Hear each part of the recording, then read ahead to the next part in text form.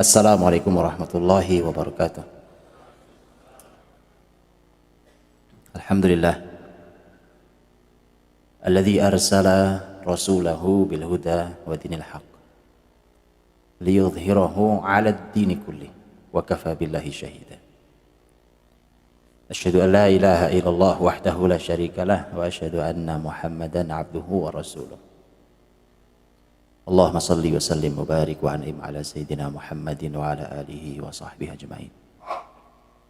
Ya ayyuhalladzina amanu taqullaha haqqa tuqatih wa la tamutunna illa wa antum muslimun. Allahumma a'izzal Islam wal muslimin. Allahumma ansur ikhwana al-mustad'afin al-mu'minin. Amma ba'd, saudara-saudariku yang dimuliakan Allah Subhanahu wa taala. Segala puji bagi Allah yang telah mengutus Rasulnya, yang telah meninggikan Islam ini di atas seluruh agama yang ada, yang telah menegakkan syariat Allah di muka bumi, dan telah menghadirkan generasi yang mengajari dunia bagaimana hidup di dunia sampai nanti di akhirat.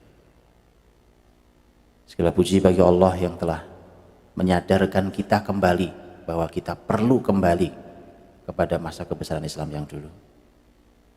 Segala puji bagi Allah yang telah menghadirkan generasi muda kita kembali ke rumah-rumah Allah, karena disitulah dimulainya kebesaran, saat anak muda bertemu dengan cahaya Allah Subhanahu wa taala.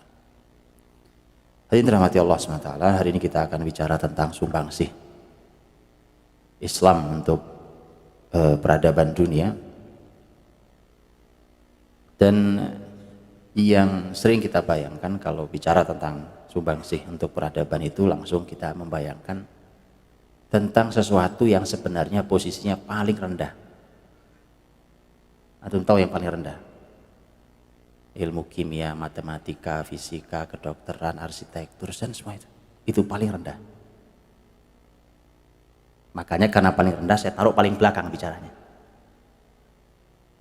Iya, peradaban itu peradaban paling rendah, supaya kita tahu bahwa yang kita banggakan hari ini, orang menemukan berbagai macam ilmu pengetahuan hari ini, itu dalam peradaban Islam paling bawah.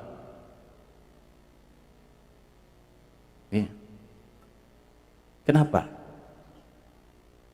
Dan ini nanti yang karena teman-teman perlu tahu, yang punya peradaban bukan cuma muslimin. Bukankah orang Yunani membanggakan peradabannya? India punya peradaban tua, Mesir kuno apalagi, Cina punya peradaban, Persia, Romawi, imperium besar. Masing-masing punya peradaban yang mereka banggakan. Pertanyaannya, memang apa bedanya peradaban Islam dengan peradaban itu semua? Itu kenapa, teman-teman? Kalau kita pergi melihat apa namanya itu, yang buat ngadu manusia sama harimau, teman, singa, teman, Kolosium, itu lihat itu kalau secara bangunan keren, Pak, apalagi di zamannya. Antum lihat arsitekturnya, hari ini orang mencoba meniru arsitektur itu, bangunan zaman itu, bisa bayangkan.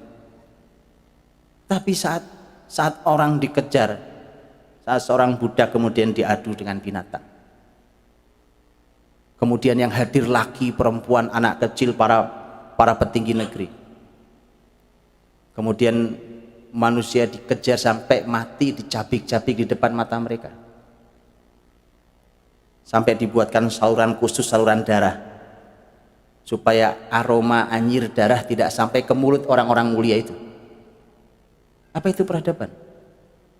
Arsitekturnya keren, Pak, hebat arsitekturnya. Sampai hari ini Madain Soleh masih kokoh berdiri.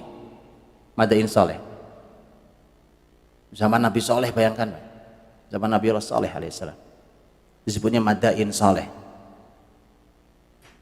Nabi Allah Soleh, yaitu kaumnya kaum Tsamud. Quran menyampaikan, kita membuat rumah dengan megah-megahnya, Pak, gak ada apa-apanya. Itu rumah yang kita buat usianya paling berapa?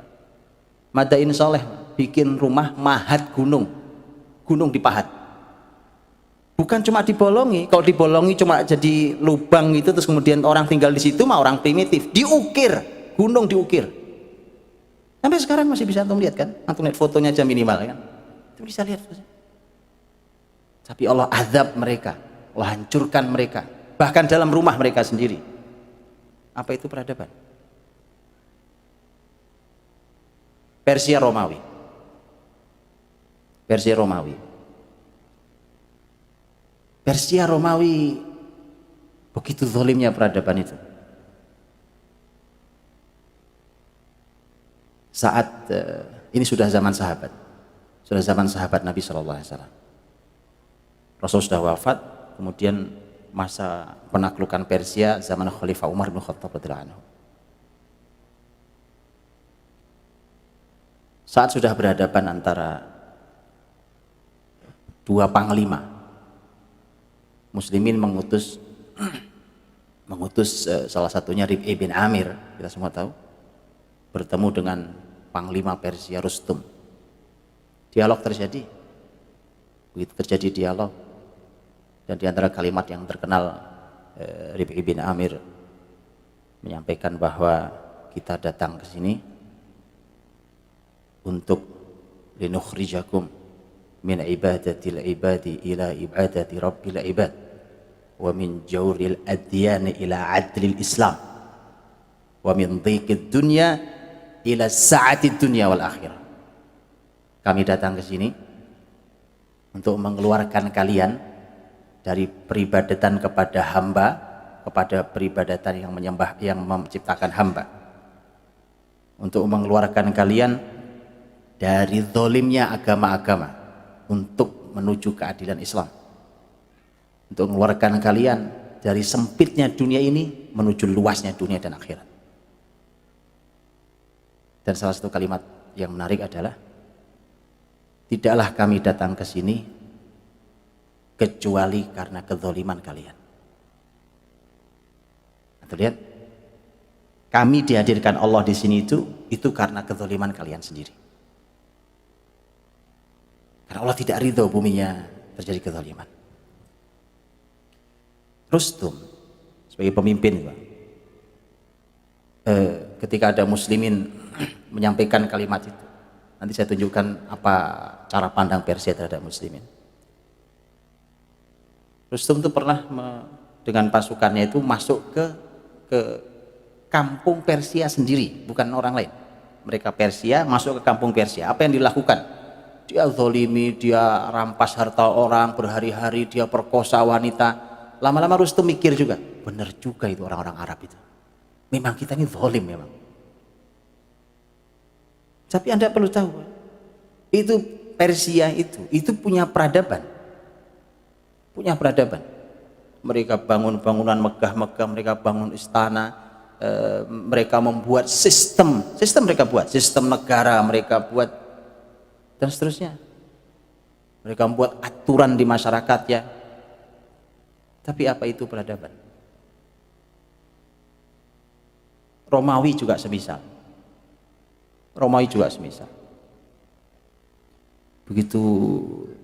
Begitu zalimnya Romawi terhadap masyarakatnya sendiri. Semisal Persia Romawi, masyarakat dicekik dengan pajak, paksa mereka, harta dirampas oleh negara, dicekik dengan pajak sehingga masyarakat menjerit teriak. Bisa dibayangkan, mereka tidak nyaman hidup di bawah agama mereka sendiri.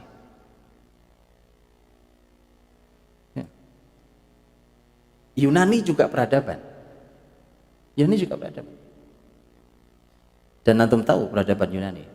Hari ini sayangnya, hari ini kita belajar ilmu apapun selalu disuguhi tentang Yunani. Tolong dipelajari tentang Yunani. Tolong pelajari, Pak. Apa itu peradaban yang dimau sungguhnya oleh dunia? Ini sebenarnya kan ilmuwan barat ini karena ingin lari dari Islam. Makanya karena mereka tidak punya sejarah, maka yang disuguhkan adalah sejarah Yunani. Anda perlu tahu sejarah Yunani. Bagaimana dengan Socrates, bagaimana dengan Aristoteles, Anda pelajari dulu siapa mereka.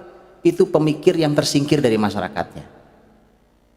Jangan dibayangkan seperti ilmuwan Islam yang membimbing masyarakat, yang diterima, yang diagungkan, yang dimuliakan. Atha bin Abi Rabah itu seorang tabi'in setelah zaman sahabat. Posisinya di Mekah, Pak. Aslinya Atha bin Abi Rabah bukan orang Arab, kulitnya hitam legam, orang Afrika, Habasyah. Hitam legam, tinggi besar, bibir tebal, kaki lebar. Itu begitu digambarkan. Jadi penampilan tidak menarik Atha bin Abi Rabah. Tapi saat khalifah datang untuk ibadah tawaf tuh, orang lebih suka menghormati Atha bin Abi Rabah daripada khalifah. Sampai orang nanya, itu siapa itu orang? Atha bin Abi Rabah. Jadi jangan dibayangkan Aristoteles, Socrates, Aflatun, jangan dibayangkan mereka adalah ilmuwan seperti yang bayangkan seperti Atha bin Abi Rabah yang bimbing masyarakat, dimuliakan. Mereka pemikir-pemikir yang dianggap gila oleh masyarakat. Ini orang mikirin apa sih sebenarnya? Disingkirkan oleh masyarakatnya. Yunani, Pak. Tapi segitu pun nanti muslimin fair, sangat fair, Pak. Kalau itu datang dari Yunani dibilang ini kami ambil dari Yunani. Itu muslimin.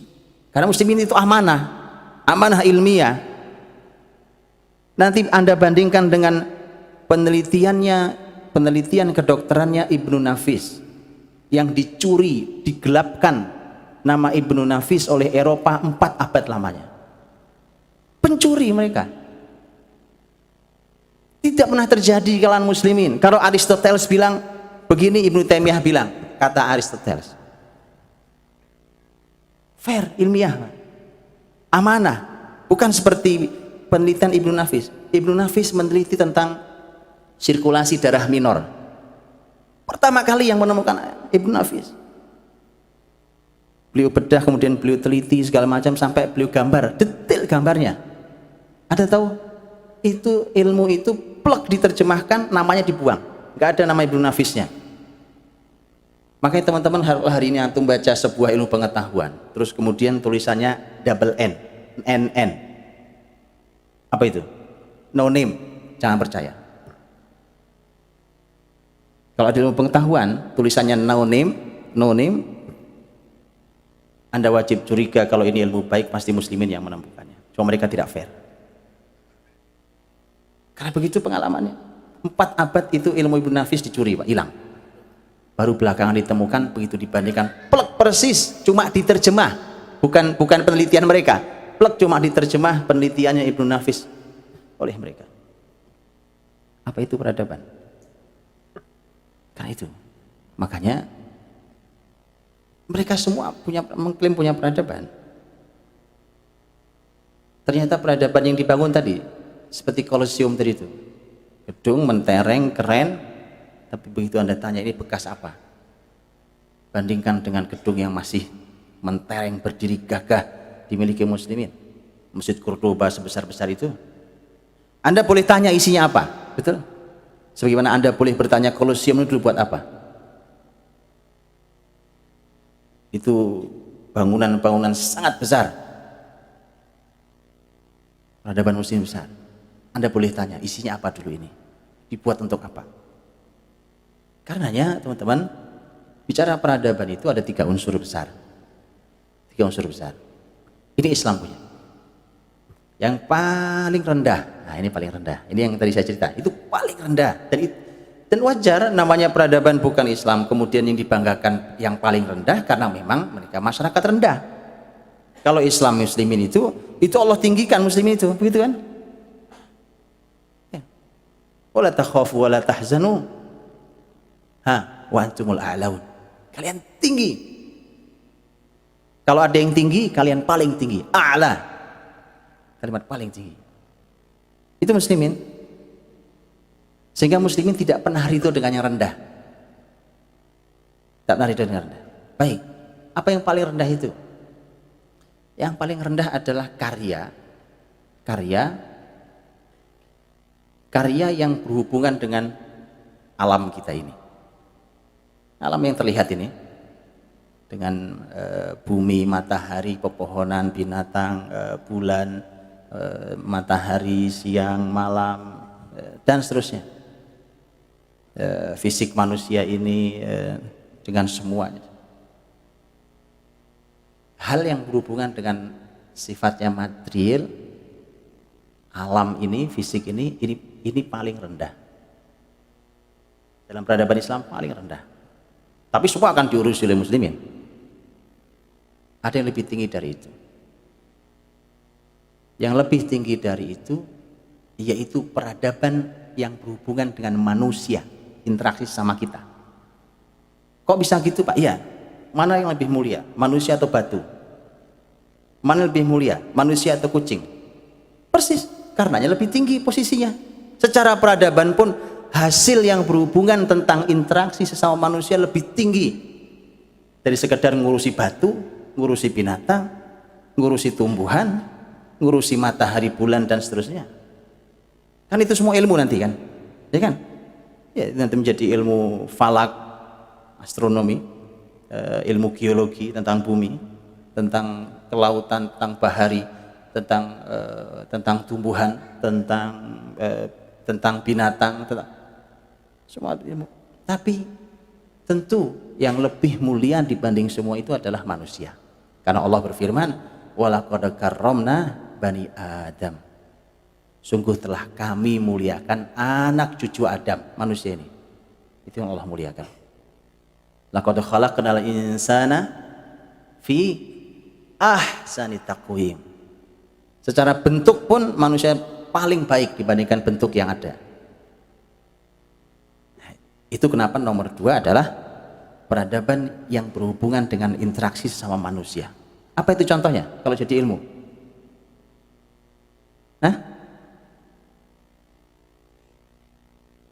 Sosiologi, antropologi kan begitu kan? Sosiologi, ilmu pendidikan, ilmu hubungan jiwa antara kita, psikologi, itu tentang manusia. Itu yang lebih mulia dari sekedar urusan tadi batu, pohon, binatang. Ada yang paling tinggi, yang paling tinggi dari semua itu. Yang paling tinggi apa? Apa yang paling tinggi? Di atas manusia apa? Allah. Peradaban yang berhubungan tentang ketuhanan,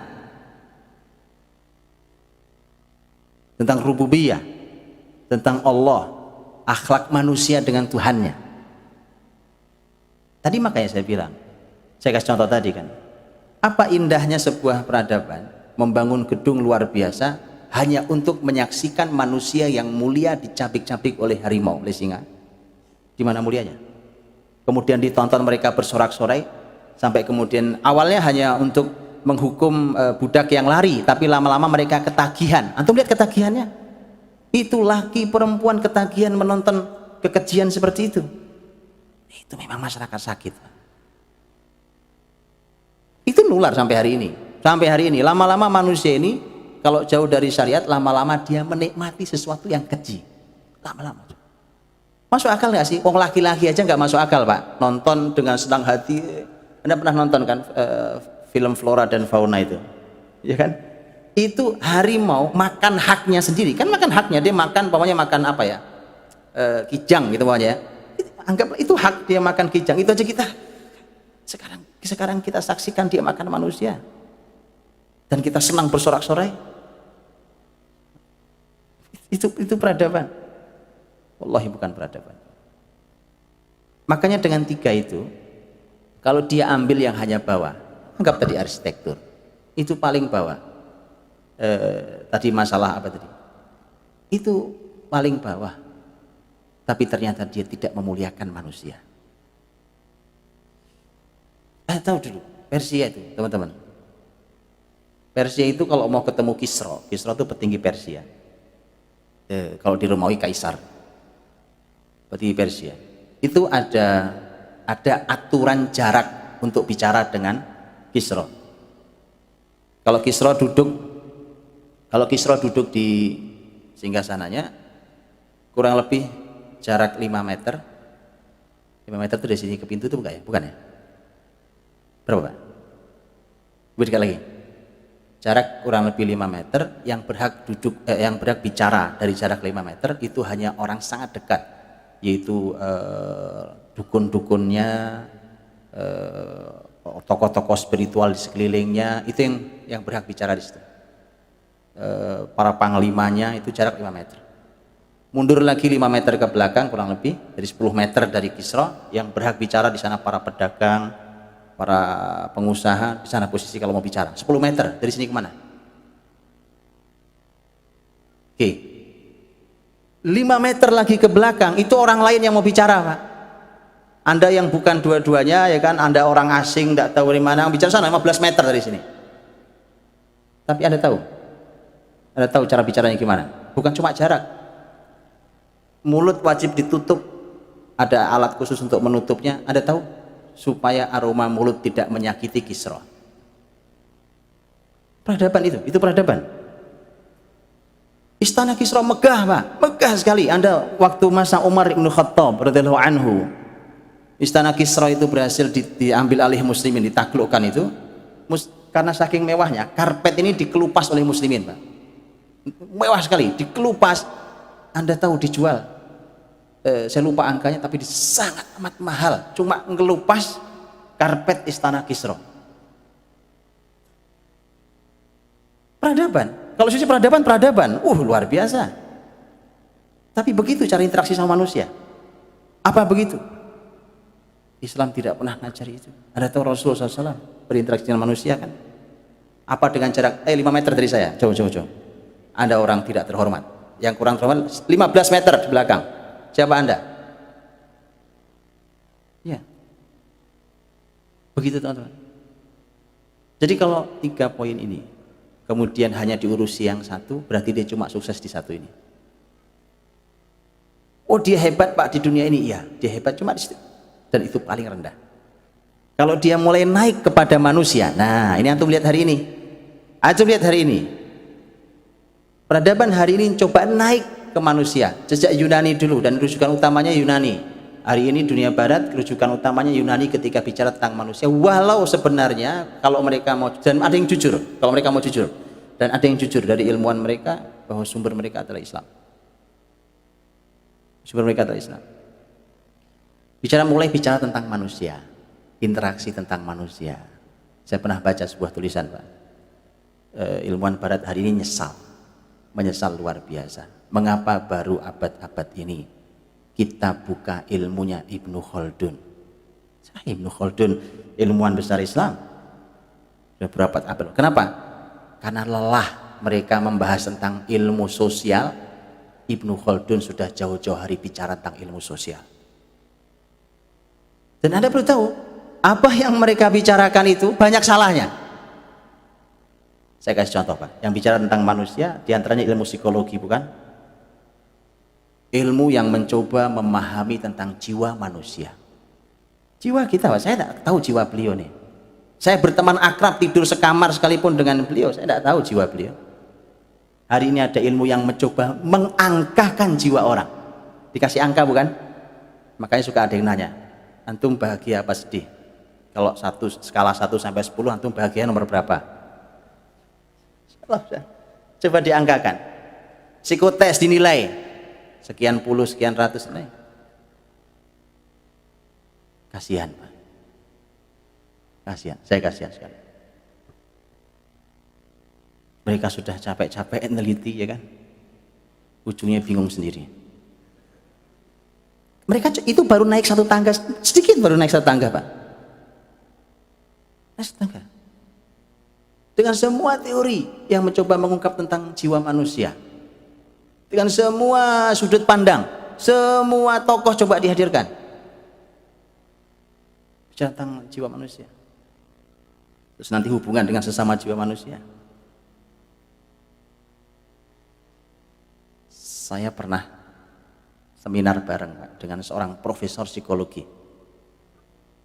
Beliau sampaikan begini ke saya. Tapi ini tidak di forum, ngobrol biasa disampaikan. Ini profesor sangat senior, saya nggak tahu masih hidup atau sudah meninggal. Beliau bilang,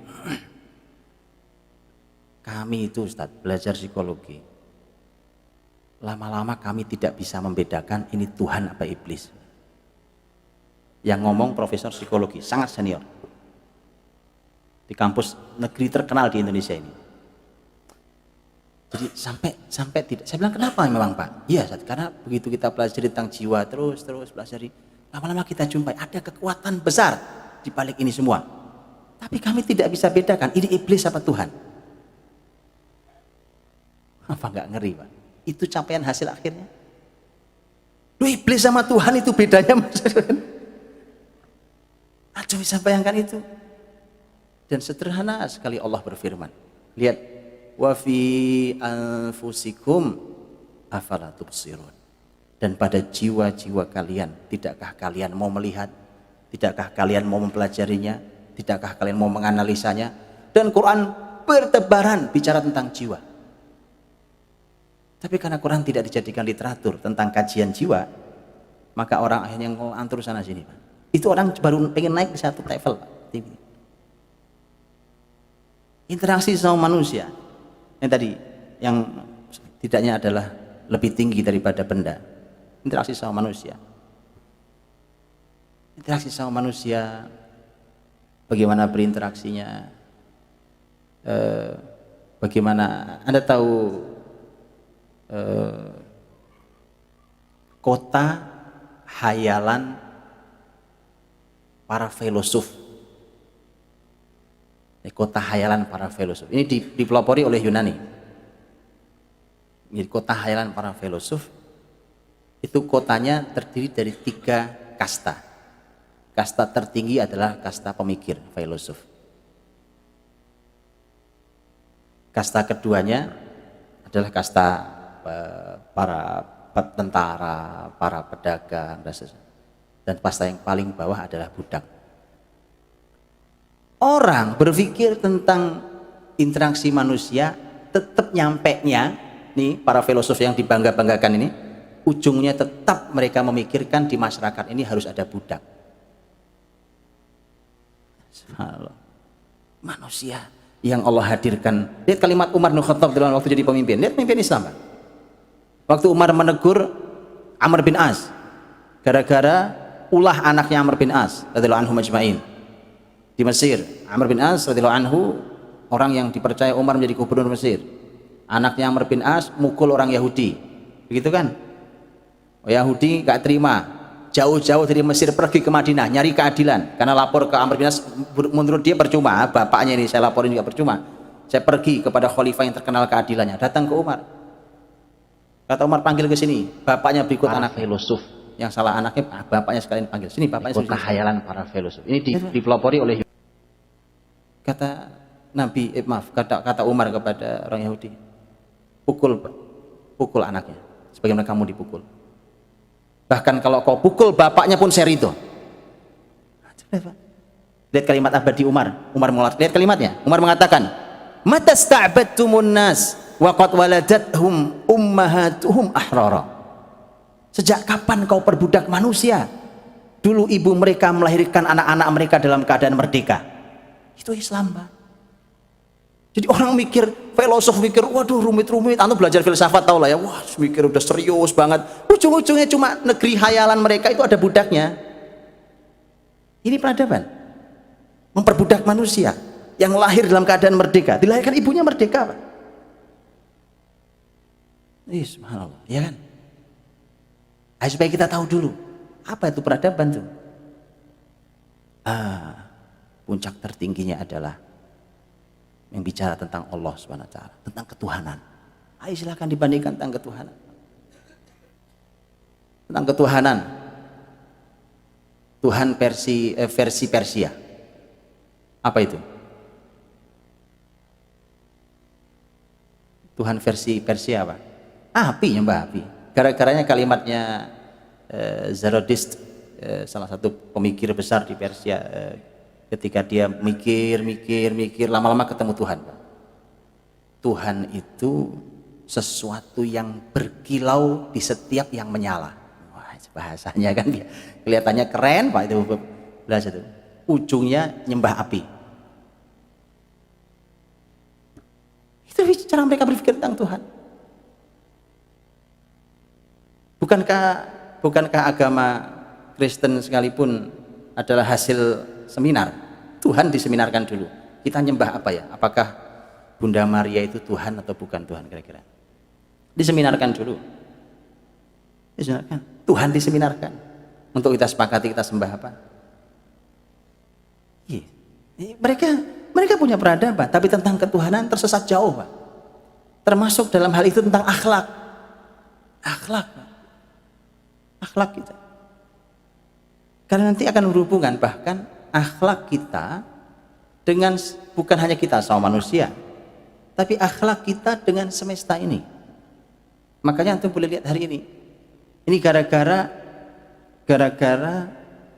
sebuah peradaban berpikir rendah dan menganggap bahwa akhlak tidak penting. Akhirnya mereka membuat berbagai macam penemuan yang canggih-canggih tapi telanjang dari akhlak. Mereka tidak peduli bahwa apa yang mereka pikirkan ini merusak alam. Mereka tidak peduli bahwa apa yang mereka lakukan ini merusak keturunan manusia. Mereka peduli. Karena mereka tidak biasa dengan akhlak itu. Bahkan di dalam pemikiran Eropa, ketika pemikiran tercetuskan diantaranya oleh mereka dengan pemikiran yang mengatakan bahwa akhlak itu hanya milik orang-orang lemah. Jadi orang-orang miskin, orang-orang lemah itu baru dia bicara akhlak. Ya karena nggak bisa ngelawan, ya kan? Karena nggak bisa menang di pertarungan ini, maka dia bicara akhlak. Oh, yang sabar, ya kan? Yang tawakal. Itu orang-orang lemah. Itu pemikir besar Eropa, Nietzsche yang dikagumi oleh banyak orang. Dia pikir itu pikiran, itu akhlak itu pikiran hasil produknya orang lemah. Orang besar tidak perlu dengan akhlak. Kalau namanya kebesaran, bahkan kalau dia perlu berjalan di atas tengkorak manusia, berjalanlah. Itu pemikiran mereka. Itu peradaban. Jadi teman-teman dirahmati Allah, sekarang antum bisa bedakan kan apa yang dimaksud dengan peradaban menurut Islam dan menurut mereka. Itu dulu. Karena definisi peradaban itu harus definisikan dulu. Karena nanti begitu bicara begitu bicara tentang ini Pak peradaban Islam, ini peradaban Barat, itu kelihatannya sama begini Pak. Ya, jauh sekali. Muslimin masuk ke Eropa, betul, tahun 100 Hijriah. Muslimin masuk ke Eropa kurang lebih tahun 100 Hijriah. Begitu masuk Eropa, samakah dengan Eropa masuk ke Indonesia? Jauh sekali, jauh kemana-mana. Saya dengar cerita dari mbah-mbah saya, Pak. Dulu ada suara sirine. Begitu sirine bunyi, Anda tahu? Itu diberitakan pokoknya ada serangan, bahwa orang-orang harus sembunyi. Ternyata bukan serangan. Orang Belanda lagi ngangkuti kekayaan bumi Indonesia sekaligus memperbudak sebagian orang Indonesia, dan berkumpul sampai sekarang, salah satunya di Suriname itu. Sampai sekarang banyak orang Jawa yang masih berbahasa Jawa di sana. Ya. Jadi apa begitu ulah muslimin waktu di Andalus masuk ke Eropa? Bukan sama sekali. Muslimin masuk sebuah negeri, Pak. Itu kenapa, teman-teman? Para ahli sejarah Islam itu lebih suka menyebut penaklukan wilayah itu dengan istilah futuhat, bukan saitarah. Kalau saitarah itu penguasaan atau penaklukan. Kenapa? Karena Allah berfirman dalam surat Al-Ghasyiyah, ma anta alihim bimusaitir. Kamu ini Muhammad kepada mereka itu bukan menguasai. Tapi Allah sampaikan inna fatahna laka fatha, fatham mubina. Fath, futuhat. Fath artinya buka, bukan penguasaan. Jadi muslim itu kalau masuk ke sebuah negeri itu membuka semua yang tertutup. Hati yang tertutup dibuka dengan hidayah. Keadilan yang tertutup, zalim di mana-mana, hati masyarakat lelah, hidup mereka lelah dibuka oleh muslimin. Akal mereka yang tertutup tidak ada ilmunya dibuka, dituangi ilmu-ilmu yang mulia. Makanya muslimin kalau masuk ke sebuah negeri, Pak, bukan nyedot kekayaan terus kabur kayak Belanda. Jadi tolong dibedakan, jauh-jauh kemana-mana. Jadi suka-suka pembahasan itu disamakan begitu. Malah kadang-kadang gitu kan, ini pemikiran liberal hari ini kan. Malah kadang-kadang disamakan tuh, sama saja kan, muslimin juga masuk ke Eropa, Eropa masuk ke Indonesia sama saja. Sama juga dengan Yahudi masuk ke Palestina, kan sama saja muslimin juga dulu masuk ke, lihat bedanya. Ini bahaya kalau orang tidak belajar sejarah dipikir, iya Pak benar juga.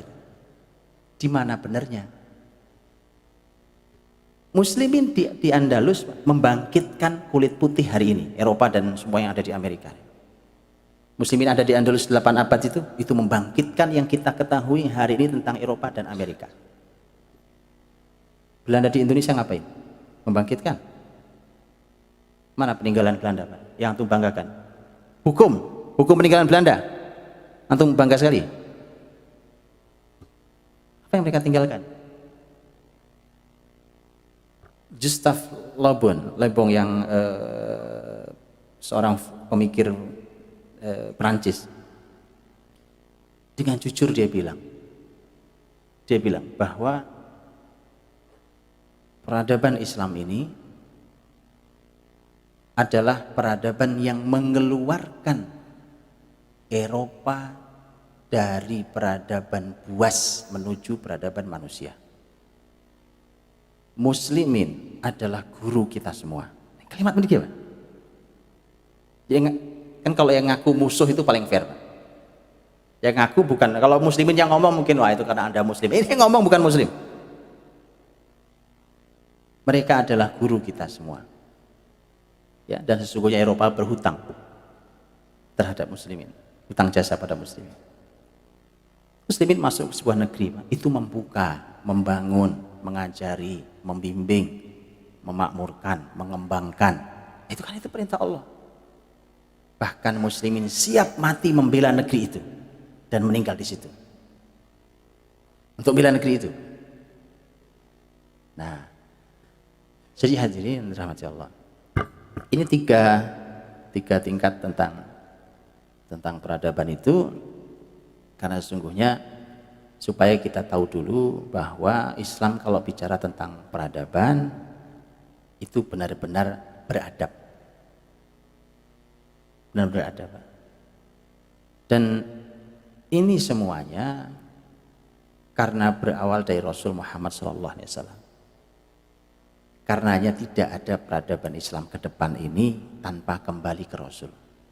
Tidak ada peradaban ke depan ini tanpa kembali ke Quran. Saya masuki sekarang wilayah Arab.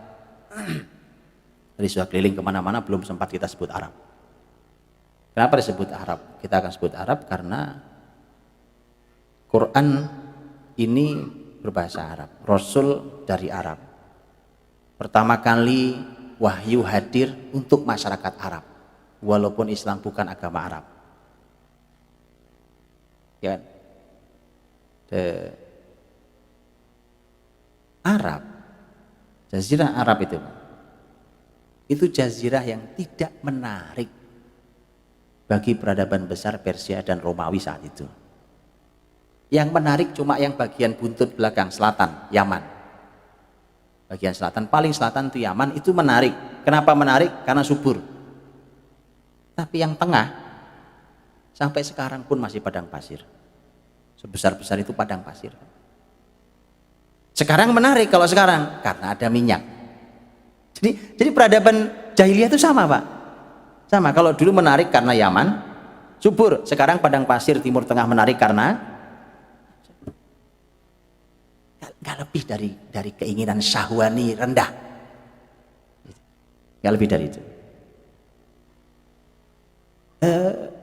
Zaman itu dulu tidak menarik. Makanya Romawi sampai ke Yaman, tapi yang tengah dikosongin, Pak.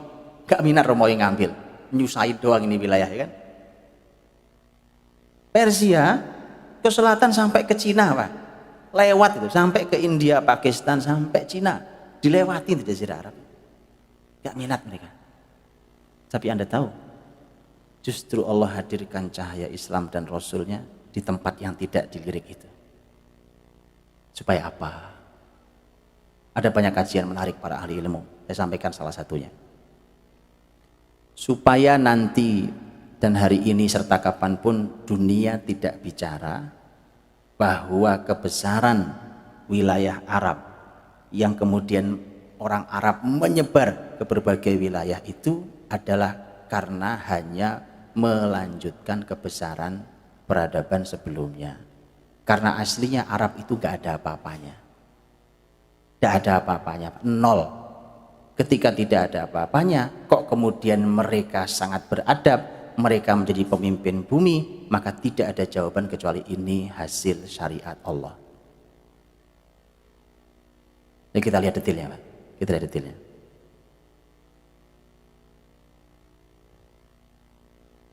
Kita lihat umpamanya ketika lihat cara pandang orang Persia terhadap Arab, ya, supaya kita tahu Arab itu di mata mereka kayak apa sih waktu itu.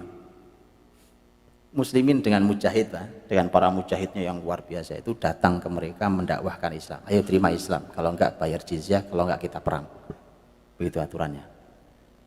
Begitu datang tuh, ya antum lihatlah Persia yang bisa jadi pedang mereka itu lapisnya emas. Apa tuh namanya, pelana ya, pelana kuda mereka bisa bertabur intan mutiara. Tenda-tenda panglima itu, Anda luar biasa mewahnya.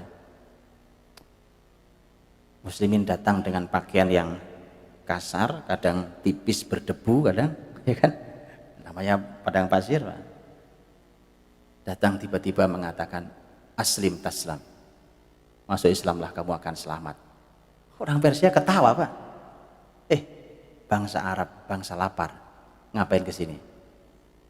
Sampai antum tahu tawarannya, sudah gini kata panglima Persia, begini, kalian pulang saja, masing-masing pasukan sampaikan ke panglima, masing-masing pasukan akan kami beri 1 baju dan 1 dirham. Jadi dia pikir itu memang orang kelaparan, Pak. Dikasih 1 baju, dikasih 1 dirham, uang perak 1 dirham. 1 dirham itu sekitar 70.000 rupiah hari ini, Pak. 1 dirham. Sudah pulang masing-masing. Nanti untuk panglima sampaikan kami kasih lebih banyak. Jadi lihat, atau melihat Persia Romawi itu benar-benar memandang Arab nggak ada apa-apanya. Masyarakat terbelakang, nggak ngerti apa-apa. Dan memang begitu. Mereka itu nggak bisa baca tulis kok, Pak. Persia Romawi mimpin dunia, Arab nggak bisa baca tulis. Masyarakat ummi, ya kan? Coba lihat ini. Kekayaan alamnya nggak ada, nggak menarik, Pak. Mau padang pasir mau ngapain?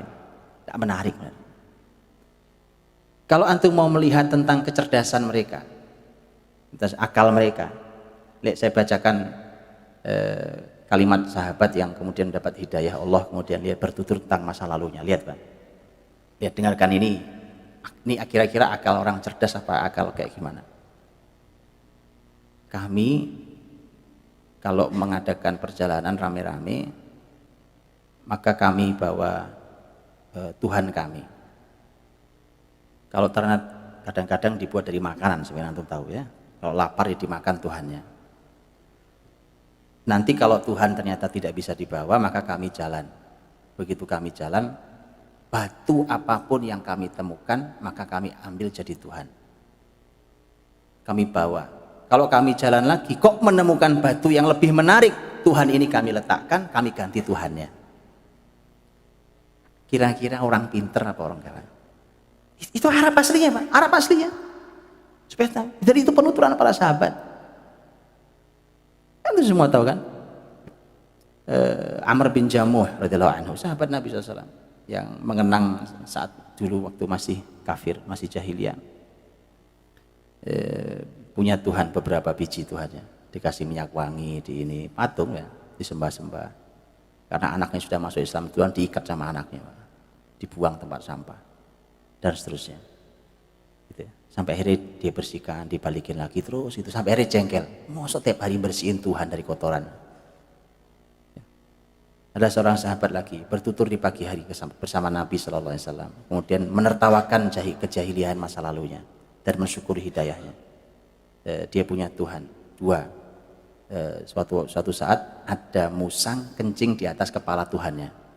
Kemudian dia bersyair, Ailahun yabulu alaihi tha'alibu. Masa Tuhan dikencingi musang? Itu kualitas akal. Net akalnya kayak semua kan. Nah, jadi memang Arab tidak diminati oleh peradaban dunia, tidak diminati. Tadi hikmahnya apa? Hikmahnya supaya semua tahu bahwa memang ini supaya kemudian hari ketika wilayah ini besar dan menjadi pemimpin bumi, tidak ada jawaban lain kecuali karena syariat Islam ini, bukan karena yang lain. Pasukan tentara juga gitu, teman-teman. Khalid bin Walid itu panglima hebat itu, ya kan? Panglima luar biasa. Kenapa dia bisa luar biasa? Apa belajar dari bapak moyangnya? Enggak.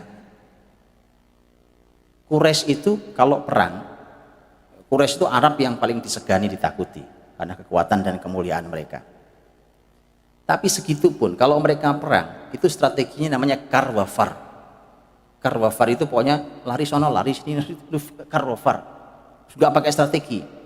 Bagaimana Khalid kok bisa ahli strategi? Anda tahu? Belajarnya ke Romawi Persia. Khalid kan anaknya orang kaya raya. Al-Walid bin Mughirah kan bapaknya kaya raya sekali. Nah itu punya dagang itu bapaknya orang kaya raya. Khalid itu kalau membawa dagangan bapaknya, karena bapaknya sudah punya staf dan dia anak tuan besar. Khalid kalau sampai Persia, sampai Romawi, yang menjalankan kan staf bapaknya, dia main-main Pak. Dia mah jalan-jalan, keliling-keliling. Orang lain dagang, sudah selesai laporan sama anak bos. Bos selesai bos, pulang. Tapi dia jalan-jalan Pak, jalan-jalan. Dia lihat wilayah Romawi, dia ketemu dengan ini penguasa, ketemu dengan panglima. Disitulah dia belajar. Itu hikmah Allah SWT. Di situ dia belajar, dia ini. Nah, tolong diambil kesempatan yang punya anak begitu Pak. Oh iya itu. Dia orang lain sibuk nyari uang, dia nggak perlu nyari duit, nggak usah nyari duit. Bapakmu duitnya nggak habis 7 turunan. Sudah kau belajar yang benar. Terus kayak Khalid Pak. Belajar. Makanya nanti ketika perang besar, perang Yarmuk Pak, orang semua heran dengan strategi Khalid. Kok kamu mudah sekali masuk sana, maksudnya ngatur geser pasukan sana sini. Dia sangat menguasai medan. Jawaban Khalid sederhana. Hadza mal'abi. Ini tempat main saya dulu. Coba lihat itu. Ya kayak Malang gini lah ya kan. Tiba-tiba orang baru datang, wah dia kuasai medan. Ternyata gitu, ini tempat main saya dulu Mas. Itu Khalid Pak. Dan dia pakai strategi Persia Romawi untuk itu. Jadi hadirin rahmati Allah SWT.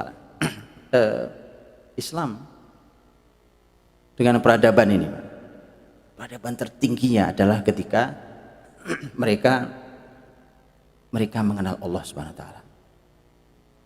Itu yang namanya membangun fisik itu belakang. Karena yang membuat muslimin menjadi mulia dan memiliki sumbangsih di semua bidang itu adalah karena di awal dia mengenal Allah Subhanahu wa taala. Mereka tahu harus bersikap dengan apa terhadap dunia ini dan terhadap akhirat. Mereka punya akhlak apa terhadap penciptanya.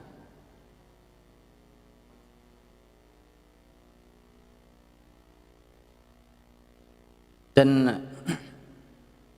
karena peradaban yang setinggi itu tentang bagaimana mereka mengenal Allah, maka Allah serahkan bumi ini pada mereka. Bumi punya Allah. Allah serahkan kepada siapa yang bisa memperbaiki, karena Allah tidak ridho buminya dirusak setelah diperbaiki. Wala tufsidu fil ardi ba'da islahiha. Jangan rusak bumi setelah diperbaiki. Karena Allah yang punya bumi enggak ridho, Pak. Makanya Allah serahkan kepada siapa yang perbaiki. Makanya untuk lihat, kalau muslimin sendiri sudah jatuh, agamanya, akidahnya, akhlaknya jatuh, kemudian yang bisa memperbaiki orang kafir yang agak lumayan dikasih orang kafir. Makanya antum boleh lihat, peradaban ketika sudah mulai zalim, peradaban ketika sudah mulai merusak, maka itu pertanda yang sangat jelas sebentar lagi jatuh. Tapi memang lelah Pak hidup di zaman yang zalim itu. Capeknya minta ampun. Ya Allah, sakit hati, sakit fisik gitu Pak. Iya, di zaman penuh kezaliman. Tapi kabar gembiranya ada. Itu menunjukkan zaman ini segera jatuh. Kekuasaan segera hilang. Karena ketika orang mencapai puncak kezalimannya, dia akan jatuh. Makanya kalau zalim itu nanggung-nanggung agak lama Pak itu umurnya. Zalimnya memang harus zalim baru jatuh dia. Ya. Antum lihat itu sudah sunatullah di semesta ini. Muslimin kalau zalim juga sama. Muslimin zalim jatuh Pak. Sama persis. Karena Allah tidak ridho buminya ini dizalimi. Allah ingin, karena langit bumi diciptakan dengan keadilan, maka ingin ditegakkan keadilan di muka bumi ini. Karena mereka kenali Allah Subhanahu wa taala. Mereka punya akhlak. Mereka kait diri mereka dengan Allah. Itu peradaban pertama tertinggi. Saat seluruh bumi tidak mengenal Allah, tidak mengenal Tuhan, antum bayangkan. Ada 4 orang yang masih punya nurani berangkat dari Mekah. Mereka ini orang Quraisy berangkat ke Mekah. Berangkat dari Mekah menuju ke Romawi. Apa yang mereka lakukan? Mereka nyari agama. Karena mereka tahu agama itu adanya di Romawi. Kalau Persia nggak ada kitab. Kalau Alkitab adanya di Romawi. Datang ke Romawi, mereka temui rahib Yahudi. Ngobrol. Kemudian 4 orang ini masih punya nurani. Ilmu tidak punya, tapi mereka punya hati, punya nurani. Kata si rahib Yahudi, dia bilang, masuk aja ke Yahudi, tapi kamu harus rela mendapatkan kemurkaan Tuhan. Karena memang bangsa dimurkai, al-maghdubi alaihim. Tetapi mereka bilang, lah bagaimana? Wong kami ini nyari agama supaya selamat, masa dimurkai? Mereka pindah menemui pendeta Nasrani di Romawi. Menemui pendeta Nasrani. Kata pendeta Nasrani, masuklah ke Nasrani sini, tapi kalian harus rela dengan ketersesatan. Kan jadi domba yang tersesat. Sudah tersesat, domba pula. Maka kata mereka, bagaimana kami mau menerima agama ini? Kami itu pengen dapat petunjuk kok disuruh tersesat. Yang kami mau tuh yang begini. Apa jawaban para ahli ilmu agama saat itu? Kalau itu yang kamu maksud, itu namanya millah Ibrahim, agama peninggalan Nabi Ibrahim alaihissalam. Tapi sudah tidak ada yang tahu di mana ahlinya. Antum bayangkan Pak, zaman itu nyari yang mengerti tentang agama yang benar itu sudah nggak ada orangnya. Ya Allah, antum bayangkan akhirnya salah satu dari 4 orang itu Pak, itu akhirnya nanti di depan Ka'bah tuh dia sujud kepada ontanya. Terus dia ngomong, Tuhan, aku tahu kau ada, tapi aku tidak mengerti harus sujud kemana. Tuh lihat, kasihan Pak. Itu zaman itu. Oh itu Persia Romawi peradabannya lagi tinggi-tingginya loh. Jangan salah. Mereka benar-benar kehilangan Allah. Maka petunjuk yang luar biasa ketika manusia kembali menemukan penciptanya. Nah itulah hadir Nabi Muhammad SAW, mengenalkan Allah, dikenalkan Allah, terus kenalkan. Begitu dikenalkan Allah SWT, mereka tahu, oh ini Tuhan kita, ini Allah, ini Rabb kita. Ini tertinggi Pak, ini peradaban tertinggi. Karena semua peradaban di bawahnya, baik yang hubungan dengan sesama manusia atau yang hubungan dengan sekelilingnya, itu sesungguhnya hanya merupakan hasil dari kebaikan dia kenal Tuhannya. Hanya itu. Maka kalau ini dibalik, nah gitu, ini sudah fatal Pak. Fatal sekali. Orang bisa tidak kenal Tuhannya. Maka kan saya bilang, Anda akan menyesal dunia akhirat. Punya anak ahli berbagai macam ilmu pengetahuan, tapi tidak kenal Tuhannya. Wallahi akan menyesal Anda seumur hidup. Tidak bisa dibayar, tidak bisa kembali. Kan? Makanya tadi saya sampaikan kajian subuh, jadikan anak soleh sebelum besar. Jangan keburu besar sebelum soleh. Kenal dulu dengan Robnya. Dan itu yang dibangun di awal, Pak. Dibangun oleh Nabi SAW. Nabi menyibukkan para sahabatnya untuk mengenali Allah saat di Mekah. Dikenalkan dulu dengan Allah. Dan itu nanti yang menjadi kurikulum di pendidikan generasi muslim. Sebelum nanti mereka menjadi seorang teknokrat, menjadi seorang ilmuwan besar, menjadi seorang ahli di bidang kesehatan, seorang arsitektur hebat, seorang pembesar, pemimpin, seorang leader yang hebat. Sebelum itu semua, karena itu yang diajarkan Rasulullah SAW pada para sahabat. Sepanjang di Mekah, apa pernah Nabi panjang lebar diskusi tentang sistem Yahudi, sistem Persia Romawi? Kumpul sahabat-sahabat sini, nak, ya sini sahabatku kumpul, yuk kita diskusi tentang ekonomi Persia, begitu? Yuk kita diskusi tentang kepemimpinan Romawi, begitu? Ada. Kumpul sini, yatlu alaihim ayatihi, dibacakan ayat-ayat Allah. Ini ayat Allah baru turun nih, wahyu Allah baru turun. Ayo kita hafal, kita pelajari, kita pahami, kita amalkan. Itu yang ada. Dan itu menjadi kurikulum pendidikan berikutnya. Makanya kalau kita mulainya terbalik, anak dikenalkan berbagai macam ilmu pengetahuan, tidak dikenalkan Tuhannya, nggak akan sampai pada tujuan. Bahkan nggak akan jadi seorang dokter sehebat seorang Az-Zahrawi atau Ibn Nafis. Nggak akan pernah menjadi seorang pakar dalam berbagai macam ilmu. Nggak akan pernah jadi pakar ilmu kimia seperti seorang Jabir bin Hayyan. Nggak akan pernah menjadi pakar dalam ilmu astronomi seperti Al-Battani. Nggak akan. Yang ada cuma nama sekolahannya iya.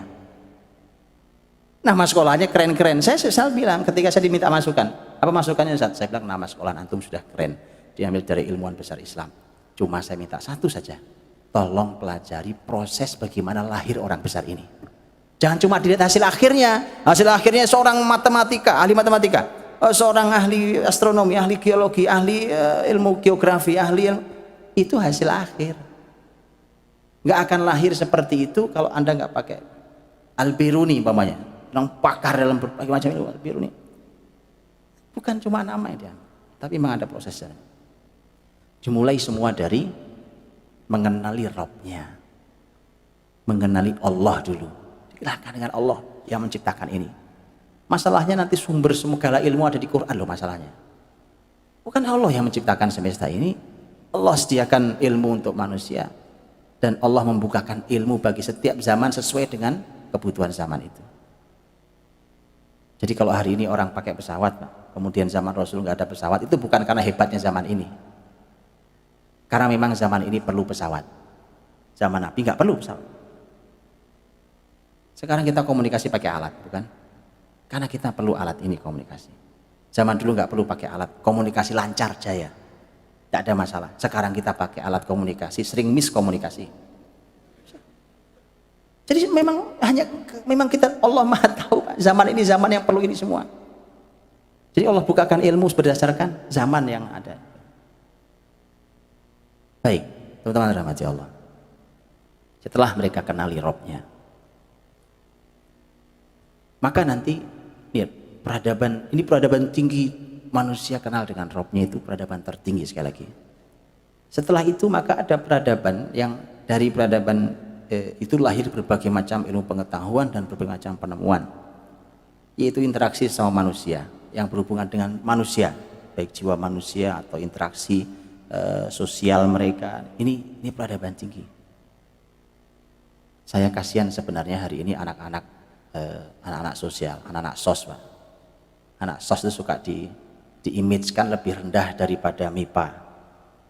Kasihan saya, Pak. Anak eksak lebih rendah dari yang berhubungan dengan manusia loh, Pak. Ini kan karena zaman terbalik. Tadi saya udah bilang, bukan? Ini karena zaman terbalik, Pak. Dia pikir kalau ngurusi mesin itu lebih hebat dari ngurusi manusia. Lihat zaman kebalik, antum tahu sekarang? Zaman terbalik. Semua penting. Saya tidak katakan mana yang lebih rendah lebih tinggi, tapi ini bicara tentang masalah, ini cara pandang yang salah. Akhirnya memang manusia tidak dianggap ada hari ini. Tidak jadi pertimbangan akhirnya, Pak. Bahkan dia merusak manusia, nggak apa-apa. Yang penting ini ilmu pengetahuan, ini penemuan, ini penelitian. Ini merusak manusia. Maka bicara tentang interaksi sosial. Subhanallah, tadi saya bilang Ibnu Khaldun rahimahullah itu salah satu ilmuwan besar dalam Islam, di ilmuwan Islam di negeri barat, di negeri wilayah Afrika dan Andalus. Antum tahu Ibnu Khaldun nulis buku dikenal dengan Muqaddimah Ibnu Khaldun, ya, terjemahnya ada kan. Ini Muqaddimah paling tebal di muka bumi, Pak. Di mana-mana Muqaddimah buku itu paling sehalaman, betul kan? Namanya Muqaddimah.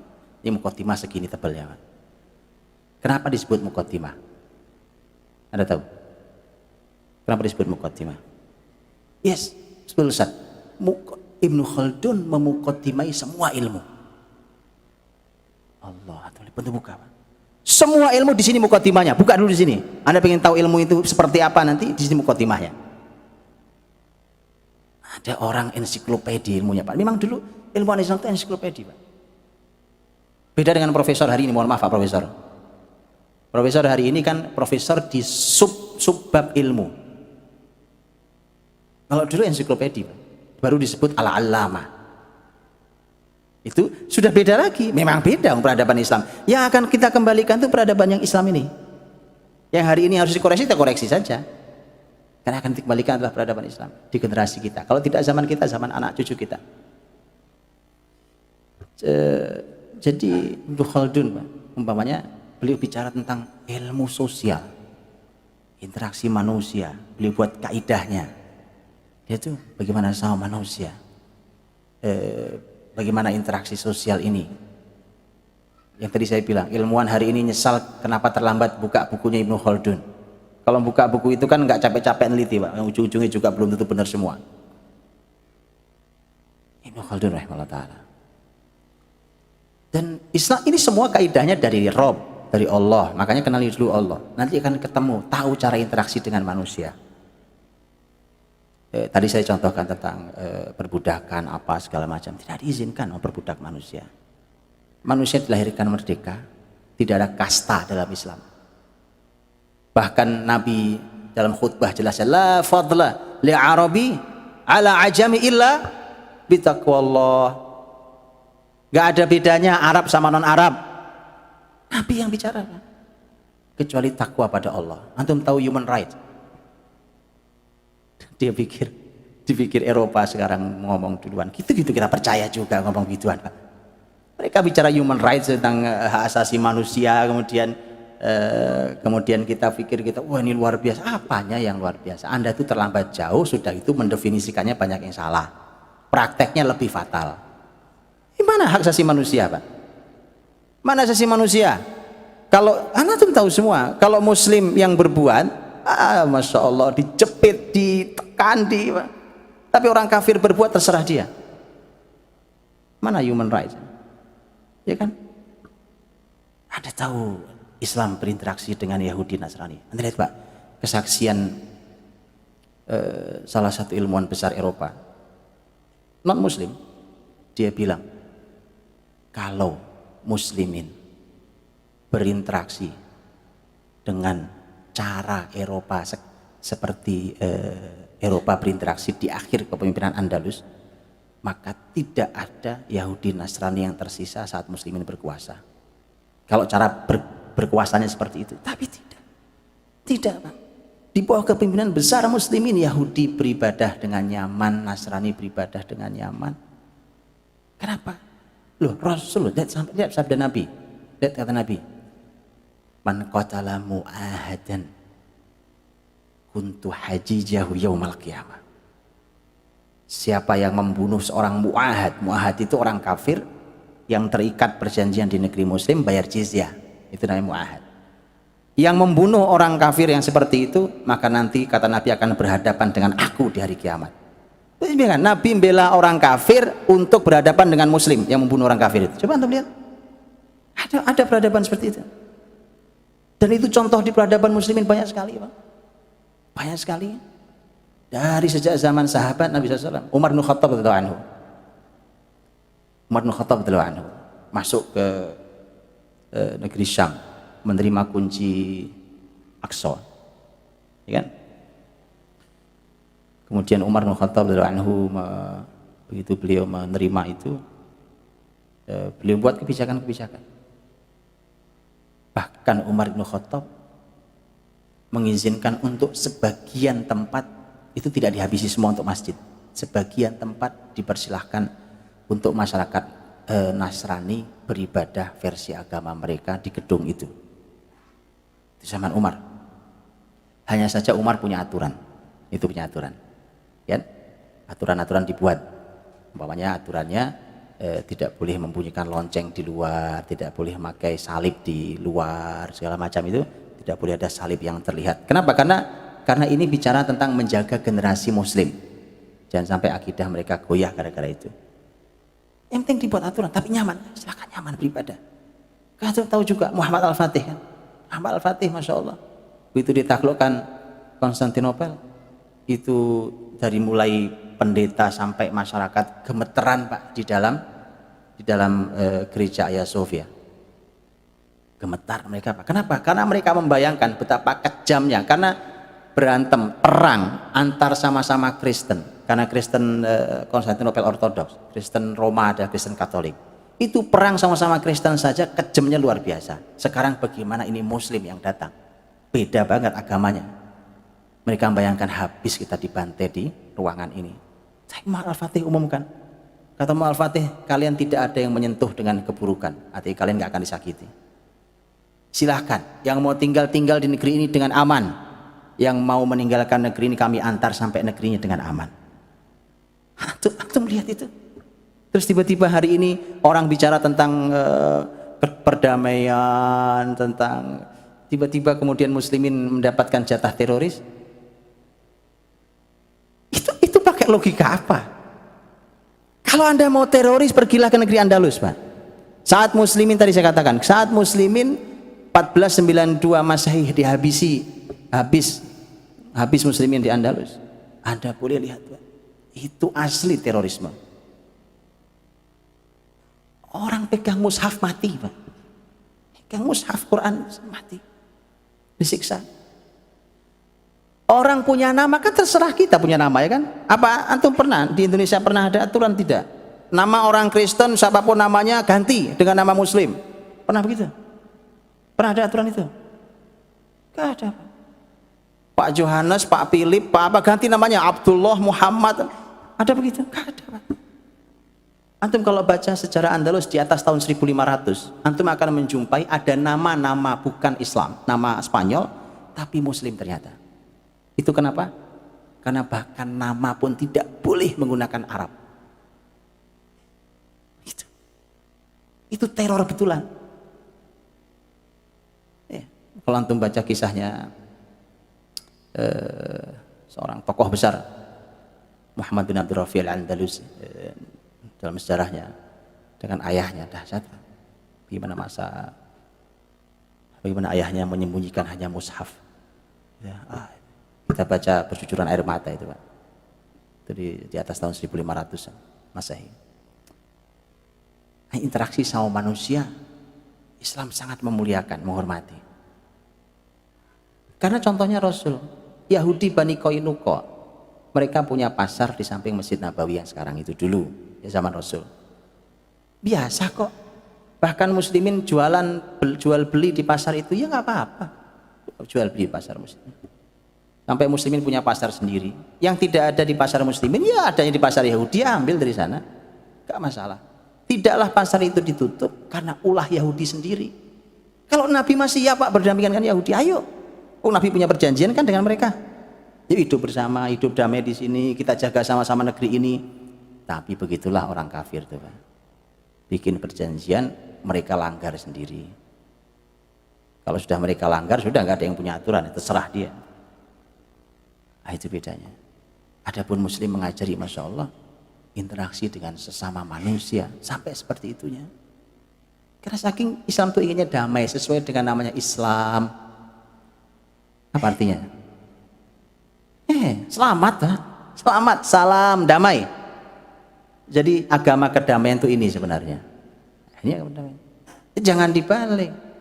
Bagian yang damai-damai sejahtera urusannya bukan Islam. Bagian teroris-teroris di sini tempatnya. Bagaimana cara kita berpikir? Anda Muslim, Muslim itu artinya orang yang selamat. Islam itu keselamatan, perdamaian. Salam itu damai, salam. Ya. Nah, interaksi dengan sesama manusia ini, Bang, ini peradaban yang sangat dahsyat. Memposisikan manusia sebagai manusia.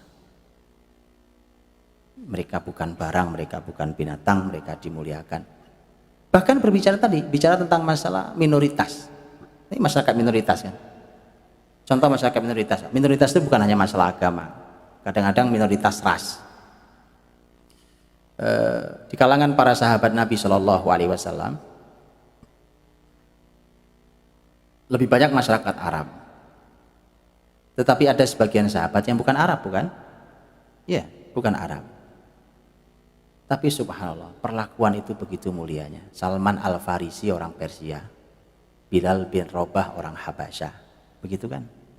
Artinya orang-orang bukan orang Arab. Tapi bagaimana perlakuan? Lihat ya, bagaimana perlakuan masyarakat Muslim saat itu kepada yang beda ras? Gak ada bedanya. Gak ada bedanya. Bahkan Nabi Shallallahu Alaihi Wasallam berkata tentang Salman yang orang Persia. Kata Nabi, Salman minna ahlul bait. Salman bagian dari kami ahlul bait. Orang Persia apa? Bukan orang Quraisy, bukan. Arab aja enggak. Orang Persia. Ini sebuah kemuliaan luar biasa. Bilal bin Rabah. Orang Afrika, Habasyah, kulit hitam, Mbak. Pasti paling mencolok karena yang lain Arab. Dia berkulit hitam sendiri. Tapi Anda tahu bagaimana posisi mulianya Bilal? Ya, Pak. Betapa mulia Bilal. Bilal muadzin Nabi Shallallahu Alaihi Wasallam. Fathu Makkah, satu-satunya orang yang diizinkan naik di atas Ka'bah. Yang lain kan di sekeliling Ka'bah, dia naik ke atas Ka'bah. Bilal. Hari ini ada yang naik ke atas Ka'bah? Yang ada masuk ke dalam Ka'bah. Bilal naik di atas Ka'bah. Sebentar itu. Hanya Bilal diizinkan Nabi untuk azan di atas Ka'bah. Muadzin Rasulullah SAW. Atau bayangkan itu Islam tuh, yang tertinggi. Orang lihat Ka'bah mulia, begitu lihat ke atas Bilal. Bilal, Pak. Bukan Arab. Lihat, Pak. Gak ada. Islam itu subhanallah.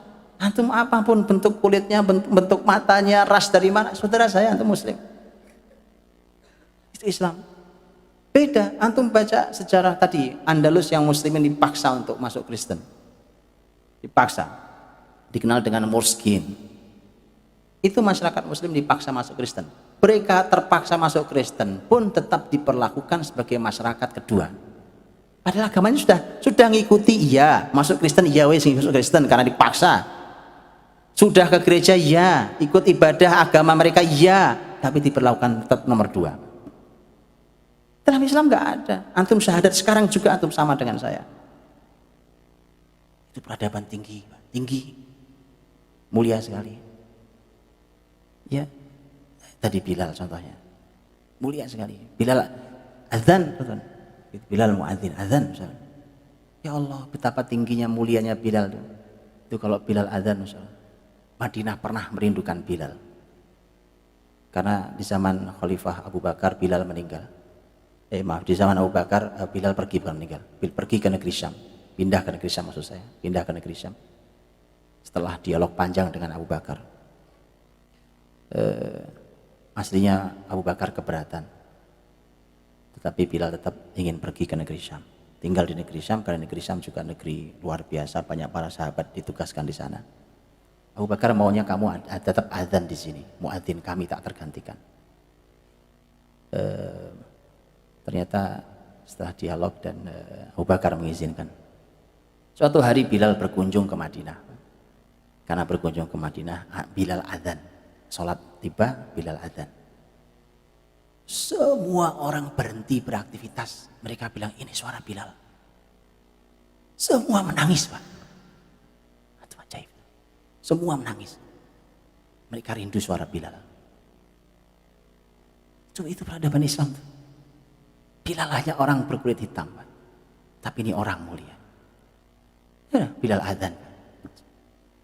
Ya, Masya Allah. Itu Rasul sudah wafat. Ini yang membuat Bilal tidak mau adzan sepeninggal Rasul, karena Bilal setiap berbunyi asyhadu anna Muhammadar Rasul nangis dia. Enggak kuat lanjut ya.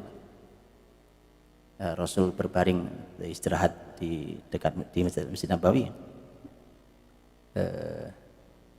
Bilal selalu mengingat Nabi dan tidak kuat untuk melanjutkan adzannya. Di samping Nabi, karena dulu pernah Bilal adzan, kata Bilal, aku hanya mau adzan untuk Rasul SAW. Itu peradaban Islam. Baik kepada sesama mukmin yang begitu mahal persaudaraan ini, ataupun kepada orang kafir, orang kafir. Muslimin itu ngajak perang cuma pada yang resek, Pak, orang bilang, yang menjengkelkan, orang-orang yang mengganggu. Kalau tidak, ayo kita hidup bersama, kita damai di sini. Itu Islam itu asli. Itu peradaban manusia, memanusiakan manusia, memuliakan manusia. Dan nanti lahirnya banyak ilmu hari ini yang dikenal dengan ilmu sosial itu. Banyak ilmu tentang yang berbicara tentang manusia. Coba. Dan Masya Allah para ilmuwan Islam sangat kreatif mereka menemukan berbagai macam ilmu itu untuk membahas tentang manusia itu seperti apa. Manusia itu bagaimana? Karena didefinisikan manusia itu cuma seperti binatang, Pak. Kan antum tahu kan, kadang-kadang bunyinya gitu. Manusia itu siapa? Al-insan itu siapa? Hayawan natik. Ini cuma binatang ngomong. Manusia binatang ngomong. Islam tentang manusia.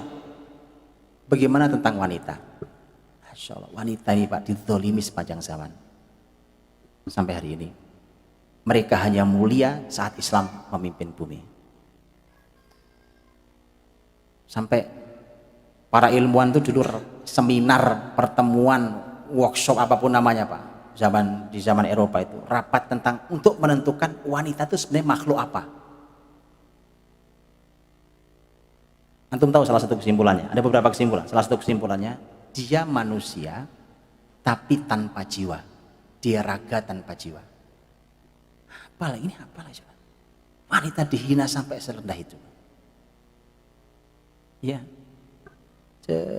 Dalam Islam Masya Allah, wanita diangkat tinggi sesuai dengan posisinya. An-nisa syaqaiqur rijal, wanita itu adalah saudara kandungnya laki-laki. Kan memang begitu, saudara kandung kita perempuan. Artinya Allah berfirman, "Man 'amila shalihan min dzakarin aw untha wa huwa mu'min, falanuhyiyannahu hayatan thayyibah." Laki perempuan sama saja, asal mereka beramal soleh, mereka beriman, maka kami beri kehidupan yang baik, kata Allah. Sama, laki perempuan. Jadi kalau mau diatur oleh Islam itu wanita mulia, Pak. Nah, hari ini dipikir bahwa dengan perempuan menuntut kesamaan derajat dengan laki-laki, dipikir memuliakan perempuan, padahal itu menghina perempuan. Menghina perempuan apa? Wanita itu, laki-laki dan wanita punya fitrah masing-masing. Saya sering bilang, Pak, kalau ada laki perempuan duduk berdampingan, lihat, tidak lama kepala perempuan menyandar di pundak laki-laki. Betul? Itu sudah fitrahnya, Pak. Kenapa? Karena perempuan harus bersandar di pundak laki-laki. Dan laki-laki harus menjadi pundak yang paling kokoh untuk bersandarnya perempuan. Nah, ini cocok buat para bujangan ini. Ya. Nggak usah ditulis ya, antum tulis. Baik, karenanya mereka punya fitrah masing-masing. Dan fitrah masing-masing itu orang harus ada, orang hadir di fitrahnya itu nyaman hidup. Tapi dia memasuki yang bukan wilayahnya, kasihan, Pak. Begini deh gampangnya. Para kaum bapak-bapak ini kan punya tugas mulia di luar rumah, betul? Mereka juga punya tugas di dalam rumah. Tapi dalam fitrahnya, dalam hadis Nabi juga, yang mengurusi urusan rumah, Pak, urusan tempat tidur, urusan kamar mandi, urusan dapur, urusan ruang tamu, urusan perempuan. Karena Nabi SAW mengatakan, wal mar'atu mas'ulatun fi baiti zaujiha. Dan perempuan bertanggung jawab di rumah suaminya. Rumah suaminya. Oke, yuk kalau mau dicoba boleh Pak. Serahkan 1 hari 1 malam urusan rumah ke bapak-bapak. Supaya antum ngerasakan orang itu hidup tanpa fitrahnya itu sengsara Pak. Suruh ngurusi Pak, dari depan sampai belakang, ayo silahkan ngurusi, yang nyapu, yang ngepel, yang ngelap jendela, yang ngurusi dapur, yang ngurusi. Insya Allah dijamin berantakan.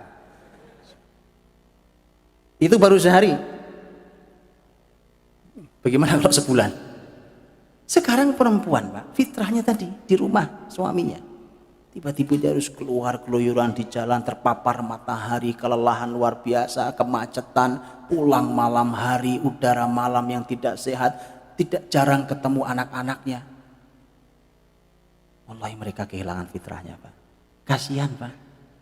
Antum lihat perempuan yang fitrahnya benar, itu pisah sehari semalam sama anaknya, rindu anaknya Pak. Itu perempuan benar fitrahnya itu. Dia rindu, dia kadang nangis, kangen anaknya. Sekarang tuh bayangkan, wanita banyak fitrah yang mati. Hanya Islam yang memposisikan perempuan di posisi yang pas. Ini peradaban manusia nih. Dimuliakan wanita sebagai manusia, diberikan hak mereka setinggi-tingginya, dimuliakan mereka di tempat yang bahkan tidak bisa dijangkau laki-laki, bahkan akhirnya ibu 3 kali lebih mulia dari ayah. Islam. Baik. 15 menit lagi waktu saya masuk poin yang ketiga. Ini paling rendah. Tapi ini kita anggap paling hebat hari ini. Paling rendah ini. Karena kalau sudah 2 ini ada menarik, 2 ini selesai Pak, ini efek doang nih.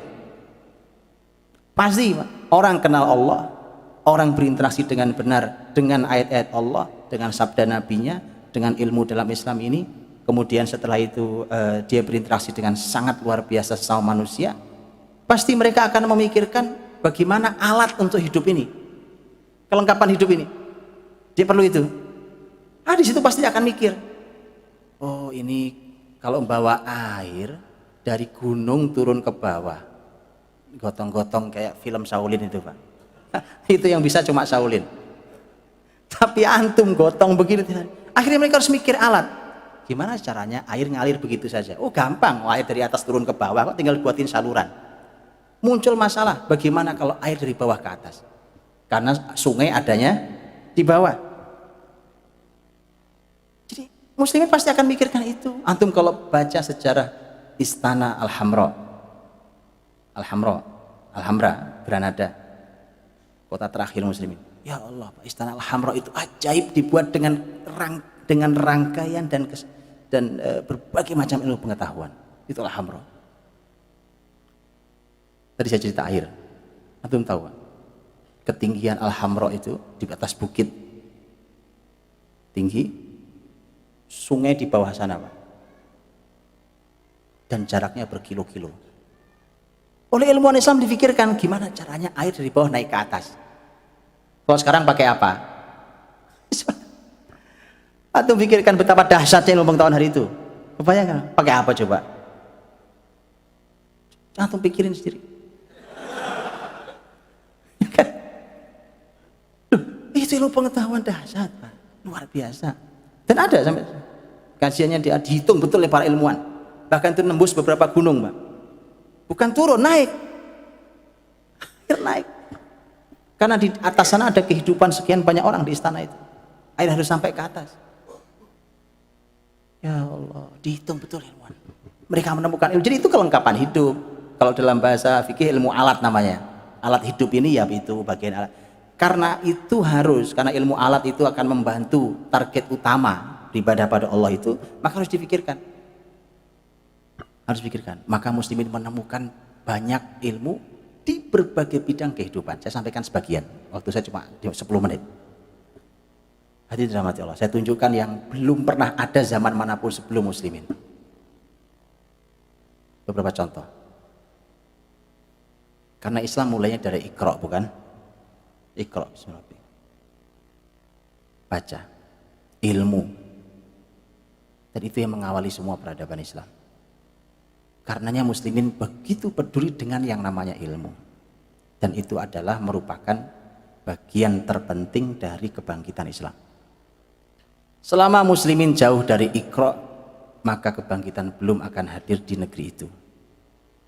Antum boleh ngukur diri masing-masing, di rumah masing-masing, di lingkungan masing-masing, di masjid masing-masing. Selama belum ada kegemaran Iqra, belum ada kebangkitan. Kenapa kemudian sekarang dunia tidak di tangan muslimin? Karena yang membaca bukan muslimin. Karenanya muslimin punya kepedulian tentang buku. Eropa mengakui sesungguhnya ilmu Yunani itu seharusnya sudah hilang, habis hilang, tapi karena jasa muslimin maka kita paham ilmu Yunani. Karena tidak ada ilmu Yunani yang tidak melalui jalur muslimin. Saya kasih contoh, Pak. Dulu para khalifah itu, kalau ada pedagang mau dagang ke negeri mana, rombongan pedagang muslimin mau dagang ke negeri Eropa dan non muslim umpamanya, khalifah nitip hadiah, oleh-oleh. Oleh-olehnya bukan apel Malang, bukan makanan kue, oleh-olehnya minta buku. Apapun buku di sana, berapapun harganya, saya minta dibelikan. Karena itu kebiasaan khalifah. Suatu saat ada pasukan, Pak. Pasukan muslimin juga sama. Pasukan muslimin itu oleh-oleh berharganya adalah buku. Buku, apalagi buku mahal dulu kan. Insya Allah buku dulu, sekarang kertas banyak. Ya. Buku mahal dulu. Muslimin pernah, Pak, masuk ke sebuah benteng, ada benteng yang sudah reruntuhan. Oleh muslimin dibersihkan. Muslimin nemu buku, Pak. Buku di reruntuhan negeri kafir. Buku berharga, ilmu apapun itu. Oleh muslimin Anda tahu, itu karena dulu kan bahannya bukan kertas biasa kita. Karena sudah reruntuhan, Pak, sudah kena panas, kena hujan, itu aromanya busuk buku itu. Tapi bukunya masih kebaca. Oleh muslimin dijemur halaman per halaman, Pak. Jemur kering, halaman berikutnya jemur kering. Anda tahu, jemur setahun. Wallahi, Pak, sampaikan peradaban mana yang seperti ini. Gak ada apa-apanya hari ini, Pak. Karena kita lalai, muslimin yang lalai. Kalau muslimin tidak lalai nggak begini keadaannya. Muslimin baca buku malas kok. Ilmu nggak tahan kok. Dan inilah kaum muslimin. Makanya konsep perpustakaan umum pertama kali di muka bumi Islam yang buat, Pak. Belum pernah ada sebelumnya. Konsep perpustakaan umum. Kalau dulu mereka ilmuwan, sebagian ilmuwan sebelum Islam punya buku, itu hanya untuk pribadi. Dan itu pun terasing dari masyarakat. Tadi saya bilang para filosof tadi, mereka terasing dari masyarakatnya. Tapi perpustakaan umum dinikmati oleh semua orang. Yuk saya tunjukkan, Pak, perpustakaan umum supaya di sini kalau yang punya perpustakaan atau bagian-bagian perpustakaan belajar tentang perpustakaan Islam dulu. Ya, saya tidak tahu, mohon maaf, ada kuliah judulnya apa, jurusannya perpustakaan itu yang dipelajari, pernah nggak mempelajari tentang perpustakaan pertama di muka bumi? Saya nggak tahu, ada nggak di sini jurusan perpustakaan? Ada jurusan perpustakaan, kuliah jurusannya kepustakaan. Ada kan? Ada di sini yang itu. Saya mau tanya, dipelajari enggak? Ada? Hah? Oke, tapi pasti ada ilmu, pasti ada, setiap ilmu pasti diajari sejarah ilmunya kan? Sejarah ilmu apa pun pasti diajari sejarahnya kan, Pak? Sejarahnya, filosofinya, logikanya kan pasti. Pasti. Dan saya ingin tahu saja, apakah ilmu tentang perpustakaan hari ini membahas dengan jujur bahwa siapa yang membuat perpustakaan umum pertama kali di muka bumi? Gak ada ya di sini ya? Baik. Nanti tanyakan ya, nanti saya tanya juga teman-teman, karena saya belum pernah nanya. Di Baghdad, itu negeri terbesar di muka bumi saat itu. Itu adalah kota pertama yang punya perpustakaan umum di muka bumi, yang dikenal dengan Baitul Hikmah. Baitul Hikmah besarnya di masa Harun ar-Rasyid, kemudian zaman anaknya Al-Amin dan Al-Ma'mun. Yuk Pak, Bapak Ibu, saya gambarkan dulu. Ini karya besar muslim. Hari ini perpustakaan, itu lihat perpustakaan. Ya, dan perpustakaan itu menjadi salah satu tolok ukur kebangkitan, Pak. Kalau perpustakaan nyaman, ya kan, saking nyamannya sepi, ya kan.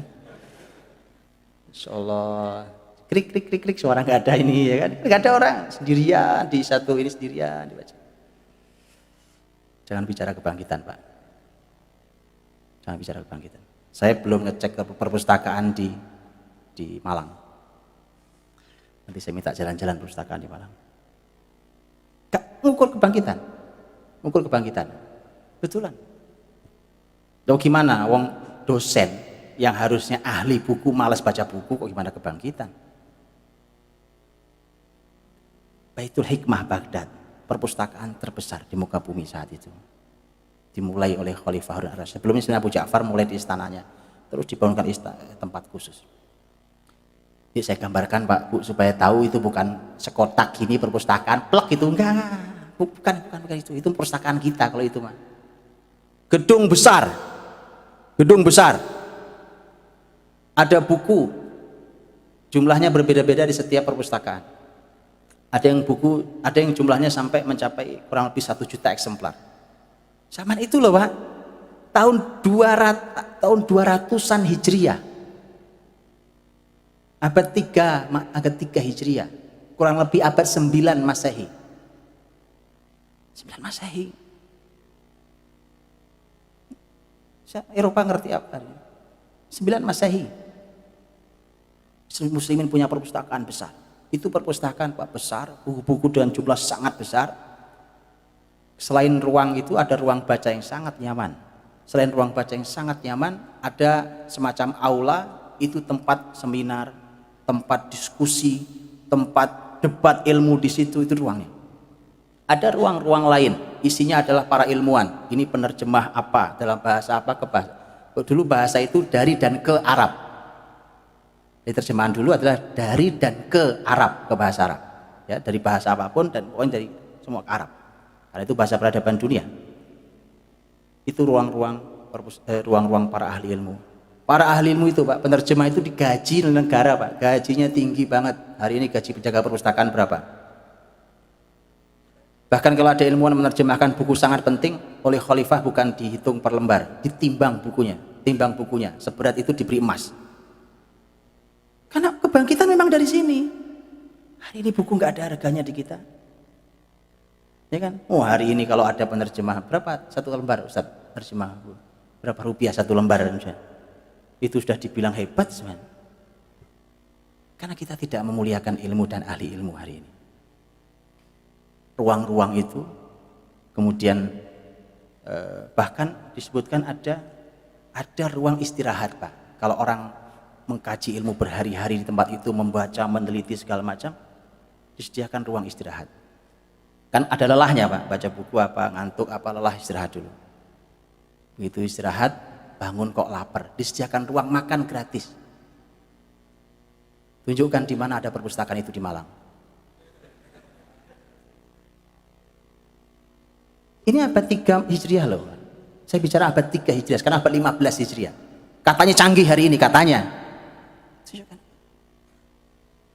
Dan ini bukan satu-satunya perpustakaan Pak. Nanti perpustakaan terbesar kedua ada di Mesir, Darul Ilmi. Nanti perpustakaan besar nomor 3 di Cordoba. Satu kota bisa sekian banyak perpustakaan, satu kota.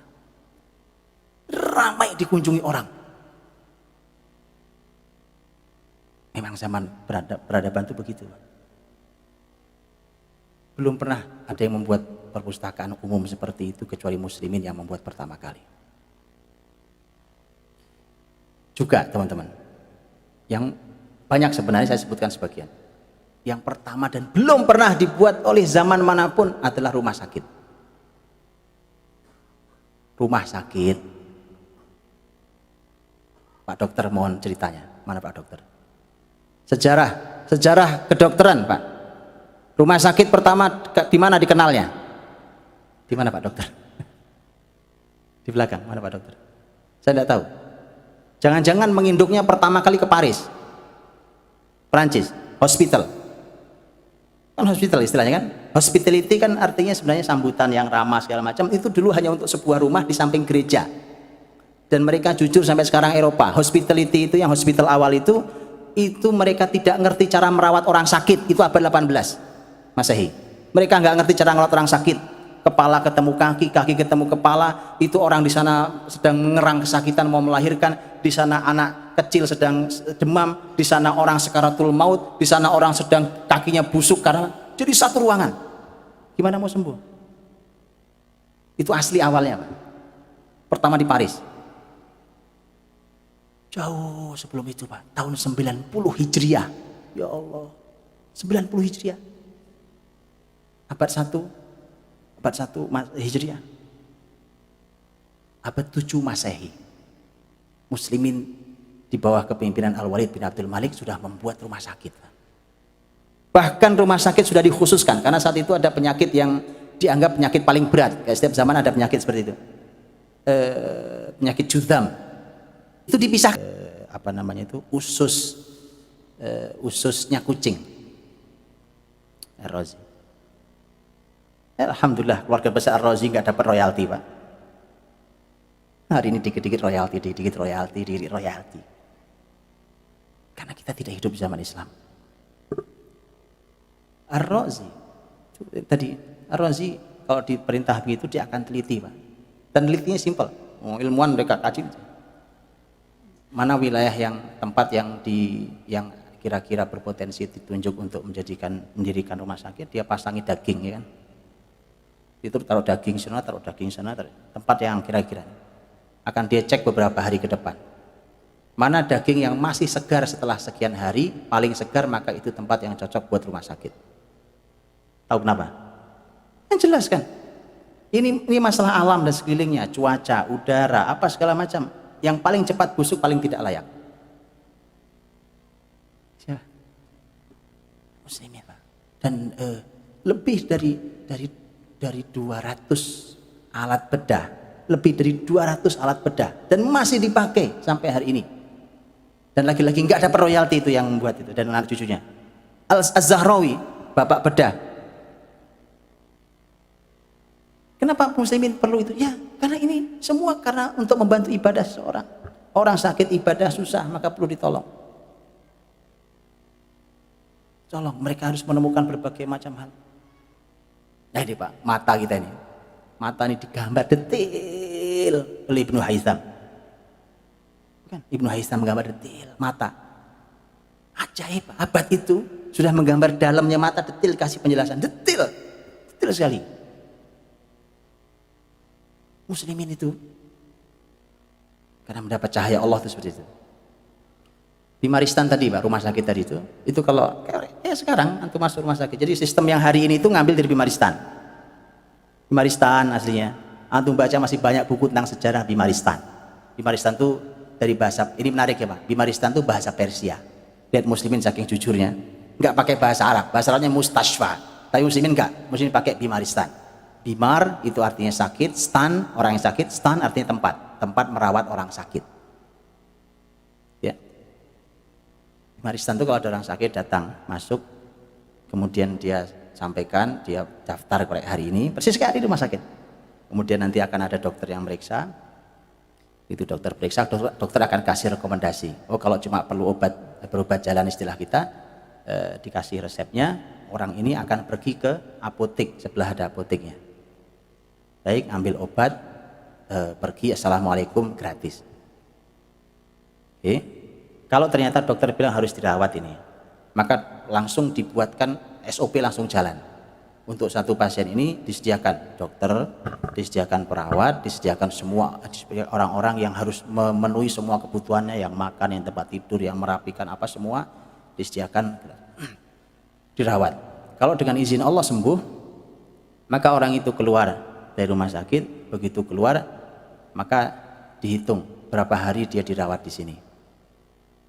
Begitu dirawat, dikeluarkan uang, ini untuk Anda, karena selama Anda sakit Anda tidak bisa bekerja. Bukan suruh bayar sama kita hari ini. Ini Bimaristan, teman-teman. Makanya saya bilang peradaban yang Anda dianggap hebat hari ini, tidak ada yang bisa niru Islam. Gak ada yang Islam, Pak. Karena cuma mulai dari yang paling bawah, harus mulai dari atas, baru akan sampai ke bawah. Misalnya, antum tahu Bimaristan sekarang? Bahkan kadang dikasih baju baru, Pak. Ini baju baru, Pak. Antum boleh baca di semua sejarah Bimaristan. muslimin yang pertama kali mengajari itu. Buat rumah sakit umum Pimaristan dengan aturan sedetil itu. Karenanya ilmu kedokteran berkembang, ilmu keperawatan berkembang, ilmu farmasi berkembang di situ. Terus berkembang, muslimin membuat itu segala macam. Muncul nanti berbagai macam kebutuhan, ilmu kimia berkembang. Jabir bin Hayyan, bapak kimia Pak. Jabir bin Hayyan. Dan itu merupakan kajian pertama juga di dunia. Ilmu kimia. Begitu seterusnya, bahwa bahkan ada yang ajaib Pak di ilmu geografi. Buat peta Pak. Ayo, peta dunia. Hari ini buat peta sudah ada berbagai macam alat. Zaman dulu Pak, rupanya suruh gambar Malang. Gimana caranya dulu? Ya dikelilingi lah Malang ya kan. Kelilingi juga bingung gambarnya gimana tuh gambar Malang. Antum tahu Pak? Al-Idrisi, orang pertama yang menggambar dengan detail bumi ini. Al-Idrisi zaman itu Pak. Detail, bahkan Idrisi menggambar dalam lingkaran bola.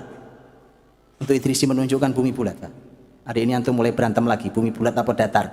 Saya bilang, ini ilmu rendahan begini, ilmu rendah begini antum bahas. Saya mohon maaf Pak. Saya mohon maaf ini.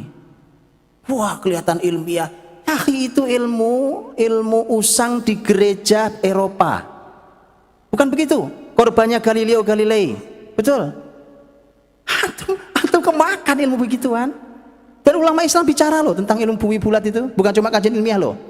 Ulama bicara loh. Mbok yang ngaji yang benar maksud saya.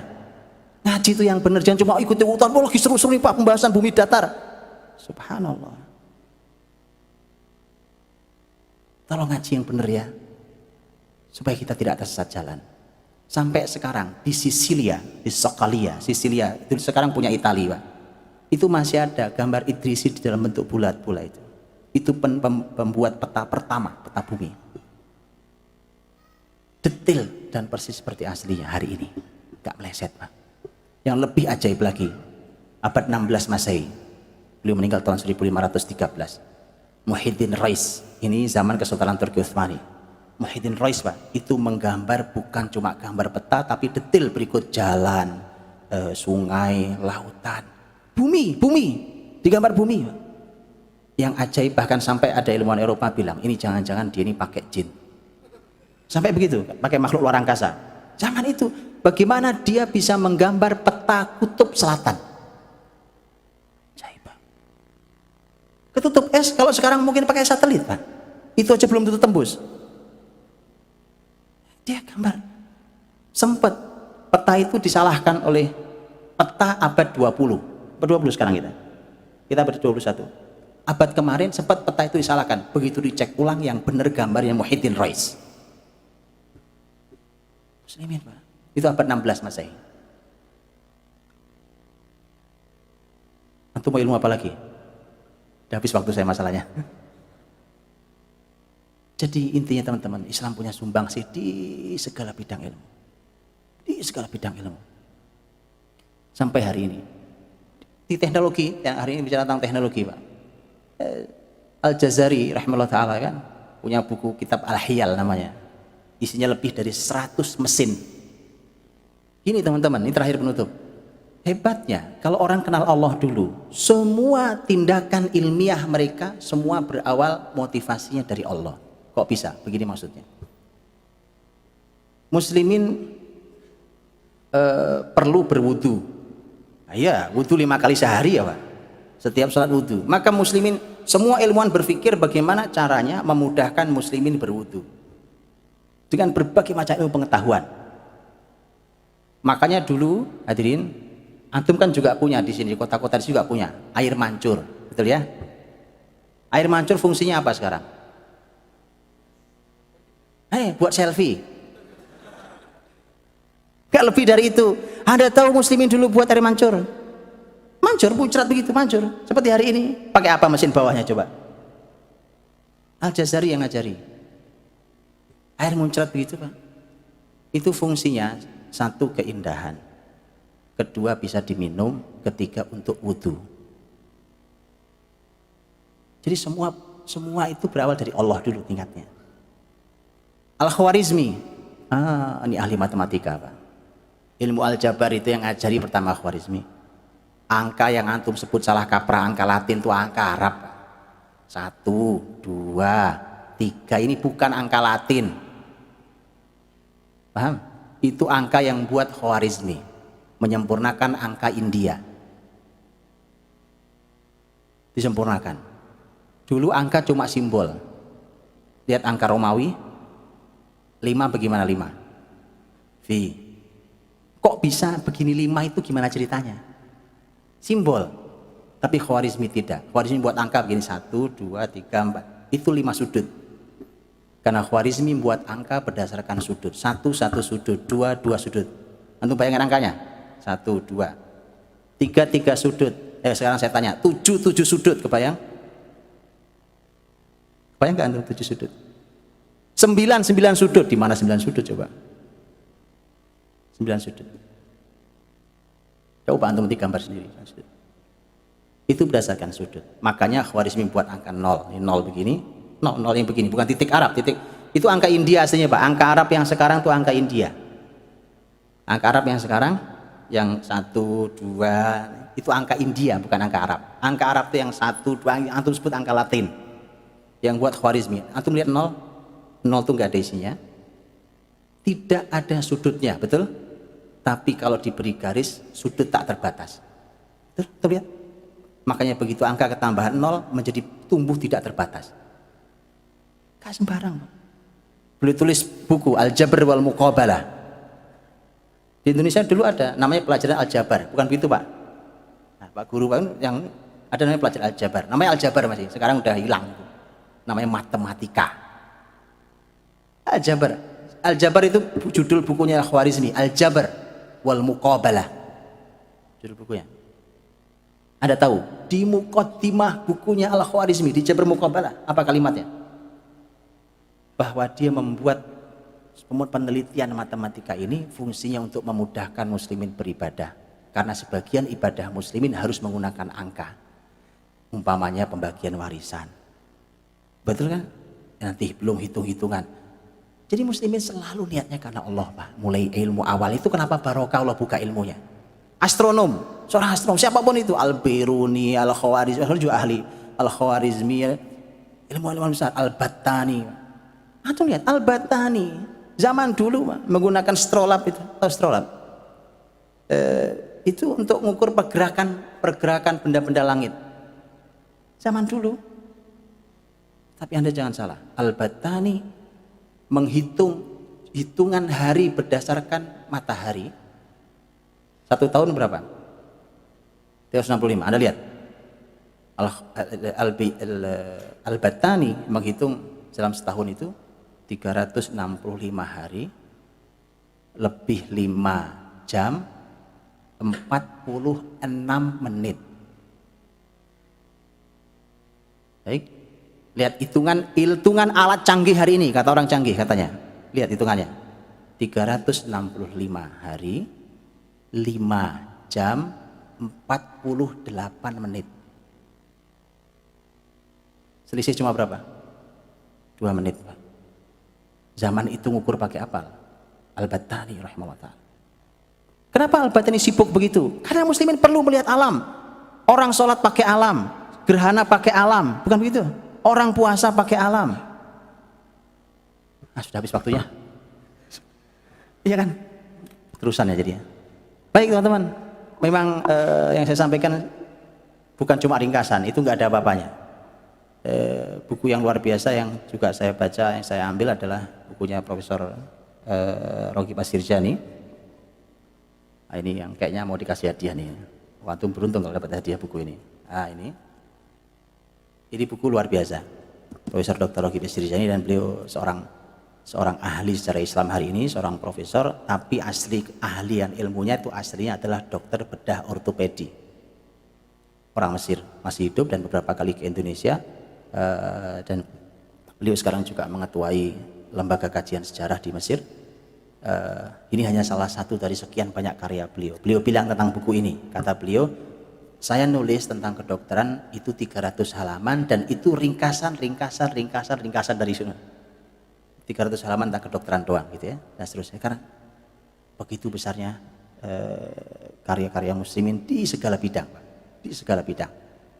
Ya, jadi mulailah mengenalkan ini pada diri kita, pada anak-anak kita supaya mereka tahu bahwa kita punya sejarah keemasan yang membanggakan. Sehingga muslimin tidak perlu silau dengan peradaban manapun. Dan dengan itu maka muslimin tahu dari mana harus memulai kembali kebesaran ini. Wallahu a'lam bishawab.